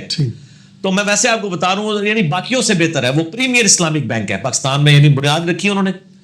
تو اسلامک بینک میں بجائے اب, لیکن وہ اسلامک بینک کا پروفٹ اور قومی بچت کا آدواد کا فرق ہے نا, یہ بھی لوگ تیار نہیں ہوں گے نا. تو یہ آخری حال ہے. دوسرا یہ کہ ایسی جیسے پرائم منسٹر صاحب کہہ رہے ہیں کہ جی ہم فلاحی ریاست مدینہ بنائیں گے, تو اس میں تو بیوہ عورتوں کے بچوں کا خرچہ تو گورنمنٹ کو اٹھانا چاہیے. ابھی میں نے پرائم منسٹر کی ایک اناؤنسمنٹ سنی ہے کہ وہ 5 لاکھ روپے کا صحت کارڈ ہر پاکستانی کو ایشو کر رہے ہیں. میں کہتا ہوں اس سے تو بڑی کوئی چیز ہی نہیں ہے. صحیح, بالکل ٹھیک. یعنی صحت ہی سب سے بڑا ایشو ہے اس نیشن کا. ایک بڑا کیس آ جائے نا صحت کا, تو لوگوں کے برتن تک بک جاتے ہیں گھر کے. جی. اگر ایک بندے کو یقین ہو کہ 5 لاکھ تک میرا فری ہو سکتا ہے علاج, تو ایون اس کا بائی پاس بھی ہوگا. بائی پاس تو ویسے بھی سندھ گورنمنٹ میں تو فری ہو رہا ہے. میں ویسے پیپلز پارٹی کے اس حوالے سے تعریف کروں گا, جہاں ان میں اتنی خرابی ہے نا, ہاسپٹلز میں انہوں نے کام کیا ہے, لوگوں کا فری بائی پاس ہو رہا ہے, اور وہاں پہ دل کی بیماریاں بھی بہت ہیں. پنجاب کے ہاسپٹلز بھی ہے بہت اچھے ہیں. جو گورنمنٹ اچھا کام کر رہی ہے ہم ساتھ ہیں. تو یعنی یہ ایشوز کو دیکھنا چاہیے. تو فلاحی ریاست ہے تو گورنمنٹ اٹھائے ان کا خرچہ. تو یہ میں قطعاً مشورہ نہیں دوں گا کہ وہ کسی رشتے دار کے حوالے اپنی جمع پوجی کرتے جاندے رہو گے. میں کو تو ہمارے جہلم شہر میں ایک آنٹی ہیں, وہ اسکول اور کالج کے بچے کیری ڈبے میں اٹھاتی ہیں. ٹھیک ہے, ڈرائیونگ سیکھی ہے انہوں نے, اس طرح اپنا ذریعہ معاش چلا رہی ہے. بالکل صحیح. تو اس طرح بعض لوگ یوں بھی کر لیتے ہیں. میرا بیٹا پک کرتی ہے وہ, میں خود. ہاں دیکھیں نا, لوگ کر بھی. چھوٹا بچہ تھا ان کا جو مولود تھا, تو ان کو بھی آگے سیٹ پہ بٹھایا ہونا بعض دفعہ, تو میں مجھے رشک آتا تھا. میں کہ اچھا, میں عورتوں کو ایک اور مشورہ بھی دوں گا کہ عورتیں جو ہے نا پارٹ ٹائم نا بیوٹی پارلر کا کام ضرور سیکھیں, اس میں بڑی رقم ہے. اپنی بچی کو ضرور سکھائیں. یعنی وہ عورتوں کی تو نمائش کر سکتی ہیں نا ان کی آرائش, تو وہ باقی اگر وہ لوگوں کے سامنے کرے اس کا اپنا وہ پال ہے. کسی حوالے سے ہنر شامل ہو جائے, یہ ہنر, اور یہ ہنر بڑا عزت والا ہے. یعنی ہمارے ابھی وائف کے سسرال والے محلے میں ایک عورت ہے, ان کا خاوند فوت ہو گیا, تو انہوں نے ایک دکان کھولی ہوئی ہے جس میں وہ سموسے بیچتی ہیں, اور انہوں نے بیوٹی پارلر کا کام سیکھا ہے بیوہ ہونے کے بعد. اب عورتیں اپنی بچیوں کو ان کے گھر میں بیچتی ہیں کہ وہ عزت کے ساتھ تیار بھی ہو جائیں گی, وہ گھر بیٹھے ہوئے ہزاروں روپے کما رہی ہیں. صحیح, ٹھیک ہے نا. بجائے کہ بیوٹی پارلر جائیں, لوگ کہتے ہیں یہ گھر میں آنٹی ہیں, یہ خود تیار کر دیں گی, تو دلہنیں بھی وہ تیار کرتی ہیں. جی سیونگ کیا؟ ہاں کپڑے، ہاں کپڑے سینے والے، اس میں بھی ہے ظاہر ہے آپ 5 روپے کی نلکی اور 15-20 روپے کا بکرم استعمال کر کے آپ کافی پیسے کماتے ہو، بہت کچھ ہے، لیکن یہ سارا نارمل ہی دسنے کی گل ہے، کرایہ دینا بھی ہے نا، تو باقی وہ قومی بچت سے بچیں جی آگے چلیں۔ کوئی عزیز فوت ہو جائے اس کی تصویر بنا کر اپنے پاس رکھ سکتے ہیں یا کوئی حرج ہے اس میں؟ رکھیں، کیوں نہ رکھیں جی، بالکل رکھیں۔ میرا اس کے اوپر پچھلی دفعہ میں نے ڈسکشن ڈیٹیل سے کی تھی کہ بعض کا ضرورت بن جاتی ہے۔ شیخ زبیر صاحب کی وفات پہ دیوبند اور اہل حدیث نے بریلویوں نے مشہور کر دیا تھا کہ ان کی چہرے بگڑ گئے، تو میت کی تصویر کھینچ کے اگلوں کو نیٹ پہ چڑھانی پڑی تھی، وہ آج تک چڑھی ہوئی ہے، تو میت کی تصویر لی جا سکتی ہے۔ تصویر جب حرام ہے ہی نہیں ہے، جی اب حلال ہو چکی ہے، کیونکہ علماء نے بھی مان لیا ہے، تو وہ والی تصویر اور تھی۔ میرا یوٹیوب پہ کلپ ہے اسلامک رولنگس آن پکچرز، وہ آپ دیکھ لیں۔ ٹھیک۔ کیا ایک مسلمان کسی غیر مسلم عورت سے نکاح کر سکتا ہے، اور اگر نہیں کر سکتا تو یہ مولوی کیسے نکاح پڑھاتے ہیں؟ جیسے شاہ رخ خان، سیف علی خان، ارباز خان، ان کی شادیاں کیسی ہوئی؟ اللہ کا شکر ہے کسی پاکستانی مولوی نے نکاح نہیں پڑھایا ہوا، تو جدھر سے سوال ہے انہیں مولویوں سے پوچھے میرے بھائی، ہم کیا کہہ سکتے ہیں؟ غیر مسلم سے اگر وہ یہودی اور عیسائی ہے نا تو نکاح ہو سکتا ہے اہل کتاب میں سے، وہ سورۃ المائدہ کے پہلے رکوع میں ہے، چاہے وہ مشرک بھی ہو، اللہ نے اس کو بینیفٹ دیا ہے اہل کتاب ہونے کا۔ البتہ جو بت پرست ہے یا دوسرے ریلیجن ہیں جیسے بدھسٹ ہیں، سکھ ہیں، ہندو ہیں، ان کی عورتوں کے ساتھ نکاح نہیں ہو سکتا، صرف اہل کتاب کی عورتوں کے ساتھ، وہ بھی صرف عورتوں کے ساتھ، اہل کتاب کے مردوں کے ساتھ ہماری عورتوں کا نہیں ہو سکتا۔ ٹھیک ہے۔ تو باقی ہو رہا ہے تو یہ تو اسی طریقے سے ہم کسی کو بتا ہی سکتے ہیں نا کہ بغیر وضو کے نماز نہیں ہوتی۔ جی اگر کوئی کہ میں اون پڑھ کے آیا کس طرح نہیں ہوتی، نہیں ہوتی۔ تو نہیں ہوئی نا، تیرے پڑھنے سے تو نہیں ہو جائے گی نا۔ تو پھر یہ جس خطے سے بات کریں اوبیسلی انڈیا ہی ہے، تو وہاں تو شاہ رخ، سیف علی خان، ان سارے پھر تو ہو سکتا ہے انہوں نے کلمہ پڑھا کے مسلمان کی عورتیں، نہیں، وہ اس کی بیوی تو پوجا کرتی ہے، اس نے مندر بنایا ہوا ہے گھر میں۔ سر بندر میں تو مسلمان بھی جا رہے ہوتے ہیں، شاہ رخ نے علیحدہ مسجد بنائی ہے، اور اس نے یہ، چونکہ یہ تو عام مشاہدے کی بات ہے۔ غلط ہے جی۔ ٹھیک ہے۔ جمعہ کے دن کی مبارکباد دینا کیسا ہے شریعت اسلامیہ کی روشنی میں؟ تفصیلی رہنمائی۔ اس کا شریعت سے کوئی تعلق نہیں ہے، اگر ٹریڈیشنل آپ جمعے کی مبارکباد دینا چاہتے ہیں ضرور دیں، اسلام میں کوئی ایسی مبارکباد نہیں ہے، اور اس کو بدعت اس لیے نہیں کہیں گے کہ آپ دین میں کوئی چیز داخل نہیں کر رہے، ٹریڈیشنل چیزیں۔ عید مبارک کا لفظ بھی تو کسی حدیث میں نہیں آیا، ایک دوسرے کو مبارک دیتے ہیں۔ جی پھر امام مسجد صاحب جب قرآن ختم کرتے ہیں تراویح میں، تو مولوی اہل حدیثوں کے مولوی کہہ رہے ہیں مبارک ہوئے جی، اور پھر جو خدمت کر رہے ہوتے ہیں تراویح پڑھانے والے کی، وہ بھی کسی حدیث میں نہیں آیا۔ یہ ساری چیزیں ٹریڈیشنل ہیں، ٹھیک ہے، ان کے اوپر کوئی بدعت کا فتویٰ نہیں لگتا۔ صحیح۔ امام ابو حنیفہ کے ایسے فتووں پر جو لوگ عمل کرتے ہیں جو دین سے ٹکراتے ہیں، تو کیا اس کا گناہ امام ابو حنیفہ کو بھی نہیں ہوگا؟ امام حنیفہ کو کوئی گناہ نہیں ہوگا، لا تزر وازرۃ وزر اخری، کوئی جان اٹھانے والی کسی کا بوجھ نہیں اٹھائے گی، کیونکہ امام حنیفہ نے جب یہ فرما دیا جب کوئی میری بات قرآن و حدیث کے خلاف ہو تم چھوڑ دو، تو وہ بری ذمہ ہو گیا نا، ٹھیک ہے نا۔ ہم بھی کہتے ہیں ہم جو بات پیش کرتے ہیں آپ ریفرنس دیکھیں، مل جائے ٹھیک، نہ ملے تو آپ چھوڑ دیں، صحیح۔ تو ان کے اوپر تو اس کا وبال نہیں ڈالا جاتا۔ ہاں اگر انہوں نے جان بوجھ کے ایسا کیا ہوگا جو ہمیں نہیں پتا، ہم 1200 سال بیٹھ کے تو ڈیسائیڈ کرنا مشکل ہے، تو وہ اللہ تعالیٰ کو خود جواب دے ہوں گے۔ صحیح۔ اور اگر واقعی کسی شخص نے جان بوجھ کے دین کو بدلا ہے، وہ تو مسلم شریف کے الفاظ ہیں، جس نے دین میں برا طریقہ نکالا، قیامت تک جتنے لوگ اس پہ عمل کریں گے سب کا وبال اس پہ ہوگا، اور ان کے وبال میں بھی کمی نہیں ہوگی۔ جی یہ نہ سمجھے کہ ہمارے بابے اٹھا لیں گے وزن۔ یہاں بھی لوگ کہتے ہیں مولوی صاحب نے مسئلہ دسیا ہے، غلط ہوا ہے تو انہوں نے ہوئے گا، نہیں، مولویوں کو ساروں کا اکٹھا ہوگا ثواب بریکٹ والا، اور آپ کا اپنا ثواب اپنی جگہ رہے گا۔ جو محکمہ موسمیات والے بارش کے بارے میں خبر دیتے ہیں، کس دن بارش ہوگی، کب تک جاری رہے گی، وغیرہ وغیرہ، ان کی بات کو ماننا یا اس پر یقین رکھنا گناہ ہے کیا؟ نہیں، وہ کوئی علم غیب کی بات تو نہیں بتا رہے ہوتے۔ آج تک کسی نے آپ کو بتایا ہے؟ آج جس طرح 9 ستمبر 2018 ہے، کوئی یہ بتا سکتا ہے کہ 9 ستمبر 2035 کو بارش ہوگی؟ نہیں بتا سکتا۔ وہ تو محکمہ موسمیات ہواؤں کے ذریعے دیکھتے ہیں کہ جی اب بارش انڈیا میں شروع ہوئی ہے، اتنے دنوں میں اب مونسون پاکستان میں داخل ہو جائے گی، تو وہ تو دیکھ کے بتا رہے ہوتے ہیں، جیسے جہاز میں بندہ بیٹھا ہوا دور سے دیکھ سکتا ہے۔ تو یہ تو علم غیب والا مسئلہ ہی کو نہیں ہے۔ صحیح۔ اس طرح الٹرا ساؤنڈ جو کرتے ہیں، الٹرا ساؤنڈ بھی فزیکلی آپ نالج حاصل کرتے ہیں نا، جی تو اس کے ذریعے تو یہ چیزیں علم غیب میں آتی نہیں۔ یوٹیوب پہ میرا ایک کلپ بھی ہے، علم غیب کی ڈیفینیشن کیا ہے۔ علم غیب وہ ہوتا ہے جو حواس خمسہ اور انسٹرومنٹ کے بغیر حاصل کر لیا جائے۔ ایک بندہ یوں ہاتھ رکھ کے یہ بتا دے کہ یہاں زمین پہ نیچے پانی ہے، اور وہ نکل بھی ہے، جہل ہم نے جہاں بھی رکھیں گے نکل آئے گا، پلی بات۔ میں دس دینا ایتھے بھی پانی جائے، ایتھے بھی پانی جائے، یعنی جہاں پہ پانی نہ نکل رہا ہو. لیکن ایسے انسٹرومنٹس ہیں جو زمین میں گڑھا کھوتے ہیں، اس میں وہ انسٹرومنٹ رکھتے ہیں، الٹراسونک ویوز نکلتی ہیں، وہ ریباؤنڈ ہو کے آتی ہیں، وہ بتا دیتے ہیں یہاں پہ 300 فٹ کے اوپر نیچے پانی ہے. اس طرح یہ جو آئل ویلز ہیں جی یہ تو 300 فٹ پہ ہوتے ہیں نا، وہ تو ہزاروں فٹ پہ ہوتے ہیں، تو وہ ان کے پاس ہے. اس لیے آپ دیکھیں نا، وہ 50 ویل اگر کھودے نا تو شاید کوئی ایک ویل میں سے نکلتا ہے تیل، لیکن وہ 50 کی قیمت پوری کر دیتا ہے، حالانکہ اتنے مہنگے ویل کھودتے ہیں. تو اس طریقے سے تو کوئی بھی نہیں بتا سکتا. یہ سارے کا سارا فزیکل نالج ہے. ٹھیک ہو گیا نا جی. تو اس کے ذریعے کوئی نہیں، ورنہ تو لوگ اس طرح کے بندے نہ ہائر کر لیتے زمین میں. یہ جو جتنے کہتے ہیں جی یہ بزرگ بتا سکتے ہیں، ان کو کہ بزرگوں کو ہم لے جاتے ہیں، ہمیں تیل بتائیں کہاں پہ ہے. صحیح. ٹھیک ہے نا جی. نکال لیتے ہیں ہم جو اتنے جو فیکٹریوں کو پیسہ دے رہے ہیں، تو ایک بزرگ ہی ہائر کر لئیے نا. ٹھیک ہے نا جی. صحیح. تو علی بھائی انشاءاللہ نون کو شین کے ساتھ ملا کر لکھنا چاہیے یا وقفہ رکھ کے؟ دونوں کے معنی بھی ہوں گے اس کی طرف. عربی میں تو ایک ہی انشاءاللہ ہے، وہ الف نون الگ ہے. انشاء اللہ، شاء اللہ اگر اللہ چاہے، ان اگر، تو یہ لفظ بنتا ہے اگر اللہ چاہے، ان اگر شاء اللہ اللہ چاہے. تو نون کو شین سے نہیں ملانا، نون کو الگ ہی رکھنا ہے. تو عربی میں تو اسی طرح ہی لکھا جاتا ہے. اردو میں اگر کوئی لکھ بھی لیتا ہے اس میں کوئی فرق نہیں پڑتا.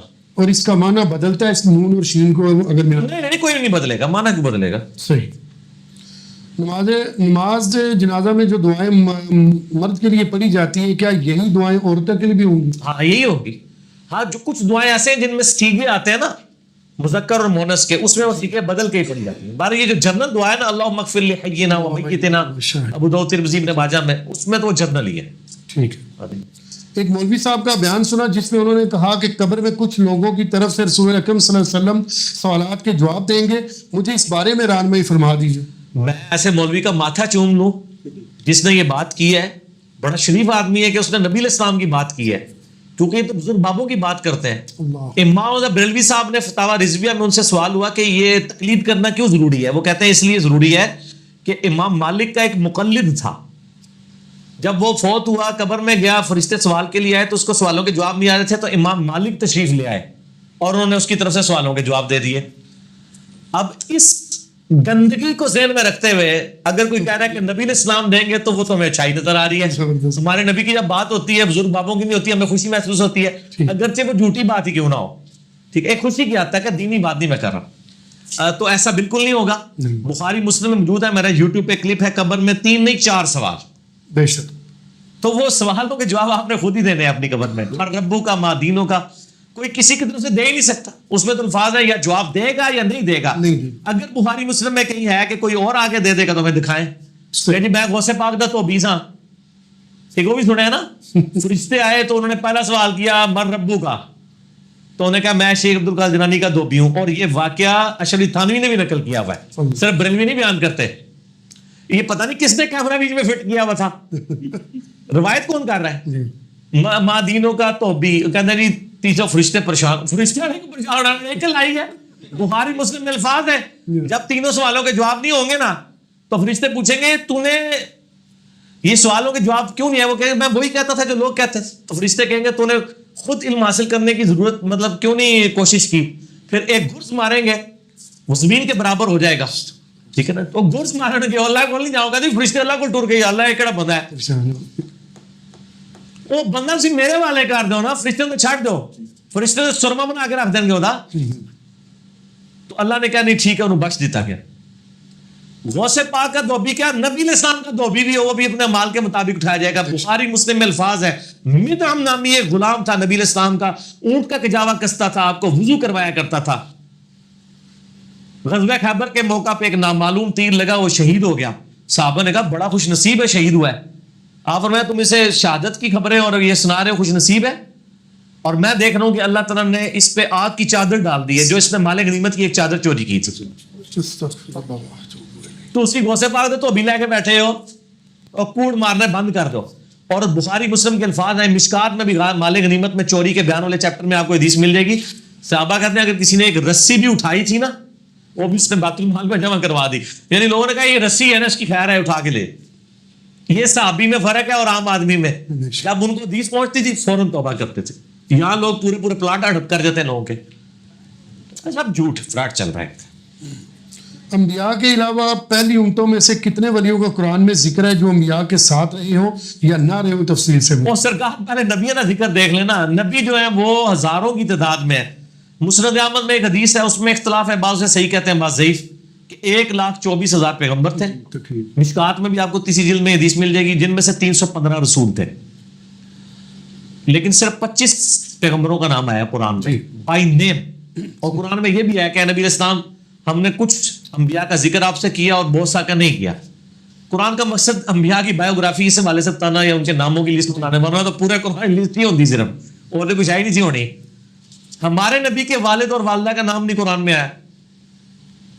عیسیٰ ابن مریم کی ماں کا نام اس لیے آیا کہ ان کے اوپر تہمت لگی ہوئی تھی, اور کسی پیغمبر کی نام کا ماں کا بھی نام نہیں آیا. ٹھیک ہوگا. تو وہ سوال کیا ہوا تھا؟ انبیاء کے علاوہ پہلی امت کتنے ولیوں کے اولیاء اللہ جو ہیں, یعنی ایک ولی حضرت لقمان کا ذکر آتا ہے. حضرت داؤد علیہ السلام کے صحابی کہا جاتا ہے ان کو, نبی وہ نہیں تھے. تو نبی ہوتے تو اپنے بیٹے کو کہتے ہیں میری بھی اطاعت کر. انہوں نے کہا ماں باپ کا احترام کر. تو نبی تو اپنی اطاعت کی طرف ہی بلاتا ہے نا. اس طریقے سے اصحاب کہف ہیں, حضرت عیسیٰ علیہ السلام کے تابعین ہیں اولیاء اللہ میں سے. خضر علیہ السلام کے بارے میں جو نام کے بغیر موسیٰ اور خضر کا واقعہ آتا ہے, وہ ولی نہیں تھے, وہ تو یا کوئی فرشتہ تھا یا کوئی پیغمبر تھا. اس طریقے سے آصف بن مرخیہ کا جو نام اسرائیلی روایات سے لیتے ہیں, حضرت سلمان علیہ السلام کا جو تھا اس کا بھی کوئی کنفرم نہیں کہ وہ فرشتہ تھا تو یا ان کا کوئی صحابی تھا. تو اس طرح کی چیزیں ملتی ہیں. سورہ موسیٰ علیہ السلام کے بارے میں آتا ہے چند نوجوان ان پر ایمان لے کے آئے. تو اس طرح بائی نیم نام نہیں ہے. نبی علیہ السلام کے ایک صحابی کا نام آیا زید ابن حارثہ. ٹھیک ہے. تو وہ یعنی اولیاء سے مراد فوراً اپنے بابنان لے رہی ہے. اولیاء اللہ سے مراد صحابہ کرام ہیں پہلے نمبر پہ, انبیاء کے بعد من النبیین والصدیقین والشہداء والصالحین. امام احمد بریلوی صاحب سے سوال ہوا احکام شریعت میں کہ اولیاء اللہ کے سردار کون ہیں. بریلویوں سے پوچھیں تو کیا کہیں گے؟ شیخ عبد القادر جیلانی. تو اعلیٰ حضرت نے کہا سیدنا ابوبکر صدیق. اولیاء اللہ کے سردار تو وہی ہے نا. ٹھیک ہو گیا نا. تو اصل اولیاء اللہ جو ہیں جن کی ولایت کنفرم ہے وہ تو صحابہ ہیں نا جی. باقی تو آپ کے اور میرے بنائے ہوئے ہیں, کیونکہ بریلویوں کے بنائے ہوئے دیوبندی نہیں مانتے, دیوبندیوں کے بنائے ہوئے بریلوی نہیں مانتے. ٹھیک ہو گیا. 1 سال پہلے میرے دوست کا نکاح ہوا لیکن رخصتی نہیں ہوئی اور پھر طلاق ہوگی. کسی کاغذ پر طلاق لکھ کر بھیج دی. کیا دوبارہ صلح کی قرآن حدیث میں گنجائش ہے؟ 3 طلاقیں ہو گئی ہیں, کوئی گنجائش نہیں ہے. طلاق کے لیے ضروری نہیں ہے کہ آپ نے بیوی کے سامنے بیٹھ کے کہنا ہے, آپ علیحدہ بیٹھ کے بھی کہیں, SMS کر دیں, لکھ کے بھیج دیں. وہ بعض لوگ طلاق لکھ کے بھیجتے ہیں, وہ کہتے ہیں چٹھی پہنچے نہیں دیتی جی, اسی رستے جی پکڑ لی سی. اور چٹھی سے نہیں, جس وقت اس نے چٹھی لکھی تھی نا اسی وقت طلاق ہو گئی تھی. اگر اس پہ یہ لکھا تھا کہ میں طلاق دیتا ہوں, اگر وہ یہ جملہ لکھے نا, فقہ حنفی نے اصل میں فرضی مسئلے بنا کے لوگوں کو کنفیوزڈ. فقہ حنفی میں اگر وہ یہ لکھے نا کہ جیسے ہی یہ تمہیں میری چٹھی ملے تو تم اپنے آپ کو متعلقہ تصور کرو. واقعی ایسی صورت میں اگر چٹھی نہ ملے اس کو پھر طلاق نہیں ہوگی. اس مسئلے سے لوگ ڈسیو ہو گئے, جو چٹھی جان نہیں دیتی جی, رستے جی پھاڑ لی. دیکھو نا پنگا لے انہوں نے فرضی مسئلہ بنایا, وہ گاٹے فٹ ہو گیا. اب وہ لا کہتے ہیں کہ جناب ہم نے تو یہ کہا تھا کہ جیسے ہی چٹھی ملے تو طلاق تصور کرنا. اگر کوئی لکھے کہ میں طلاق دیتا ہوں تو چٹھی تو ملنا ضروری نہیں, وہ ادھر ہی طلاق ہوگی. یا ٹیکسٹ کر دے یا واٹس ایپ کر دے, ہر لحاظ سے طلاق ہو جائے گی. اور اس کے لیے بیوی کا سامنے ہونا ضروری نہیں ہے. اکیلے کمرے میں بیٹھ کے بھی کوئی بیوی کو طلاق دیتا ہے تو طلاق ہو جائے گی. 3 دیے ہیں تو اگرچہ دینا حرام ہے, اسٹیبلش ہو جائے گی. 1 یا 2 ہیں پھر تو رجوع ہو سکتا ہے, جب مرضی رجوع کریں. رخصتی اس میں نہیں ہوئی. اچھا رخصتی نہیں ہوئی تو پھر دوبارہ نیا نکاح کر لیں. اگر رخصتی نہیں ہوئی ٹھیک ہے, اور بھی وہ گڑبڑ نہ ہوئی ہو, مرد عورت نے ایک دوسرے کو ٹچ نہ کیا ہو, ہاں وہ والا کام نہ ہوا ہو. پاکستانی رخصتی کی بات نہیں ہو رہی, عرب کی رخصتی کی بات ہو رہی ہے. کیا اردو انگلش کی طرح عربی میں بھی 3 زمانے پائے جاتے ہیں, فعل, حال, مستقبل؟ اوے تسی کیا کرنا ہے دیکھو, عربی میں بھی 3 زمانے ہیں لیکن سیغے 2 ہیں. عربی میں پاسٹ ٹینس کو ماضی اور فیوچر اور حال کے لیے مضارع کا سیغہ استعمال. جیسے یہ مضارع کا سیغہ ہے, ایاک نعبد و ایاک نستعین. اے اللہ ہم تیری ہی عبادت کرتے ہیں اور کریں گے, تجھ سے ہی مدد طلب کرتے ہیں اور طلب کریں گے. ٹھیک ہے. اس طرح یہ درود شریف کا جو سیغہ ہے ان اللہ و ملائکتہ یصلون علی النبی, اللہ اور اس کے فرشتے درود بھیجتے ہیں اور بھیجتے رہیں گے. ٹھیک ہو گیا. تو فیوچر اور پریزنٹ یہ مضارع کا سیغہ ہوتا ہے اور ماضی یہ الگ ہوتا ہے. صحیح. ساتھ ایک گزارش بھی آئی ہے, اور اگر آپ کو کچھ وقت ملے تو اپنے انداز میں عربی کی مختلف گرامر کی چند کلاسیں تیسری تجوید کی طرح کروا دیں عوام الناس کو. تجوید میں تو میرے الحمدللہ مسئلہ نمبر 200 پورا ہے. کلاس عربی کے لیے جب کوئی مجھ سے بہتر کام کر چکا ہے تو میں اسی کی طرف ریکمینڈ کروں گا. عامر سہیل صاحب ہیں فیصل آباد کے, میرا ان کے اوپر کلپ بھی ہے یوٹیوب پہ, آپ دیکھیں عربی سیکھنے کا طریقہ. بس یہ آخری سوال ہے, ادھر ہی ختم کرتے ہیں, باقی انشاءاللہ اگلی دفعہ کریں گے. عربی سیکھنے کا طریقہ, عامر سہیل عربی لیکچرز آپ لکھیں, زبردست انداز میں انہوں نے عام فہم انداز میں عربی سکھا دی ہے. تو چونکہ آلریڈی وہ کام ہوا ہوا ہے, ہم جو کام کر رہے ہیں یہ کام ہوا کوئی نہیں ہوا تھا.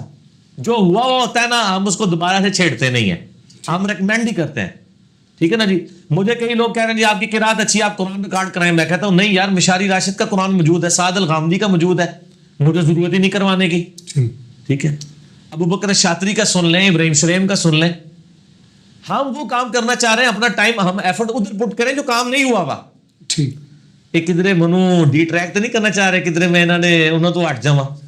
میں اس کو اس نظر سے بھی دیکھ رہا ہوتا ہوں نا, میرے کو اللہ کے فضل میں بڑا کام ہے, ارے بہت کام کرنا ہے. ٹھیک ہے, انشاءاللہ تعالیٰ یہی کام کریں گے. ٹھیک ہے جی.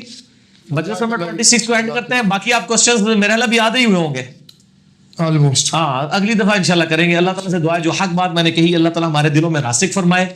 اگر جذبات میں میرے منہ سے کوئی غلط بات نکل گئی تو اللہ تعالیٰ ہمارے دلوں سے معاف کر دے. ہمیں کتاب و سنت کی تعلیمات پر عمل کر کے دوسرے بندوں تک پہنچانے کی توفیق عطا فرمائے. سبحانک اللہم و بحمدک اشہد ان لا الہ الا انت استغفرک و اتوب الیک وما علینا الا البلاغ المبین. جزاک اللہ خیر. جزاکم اللہ خیرا.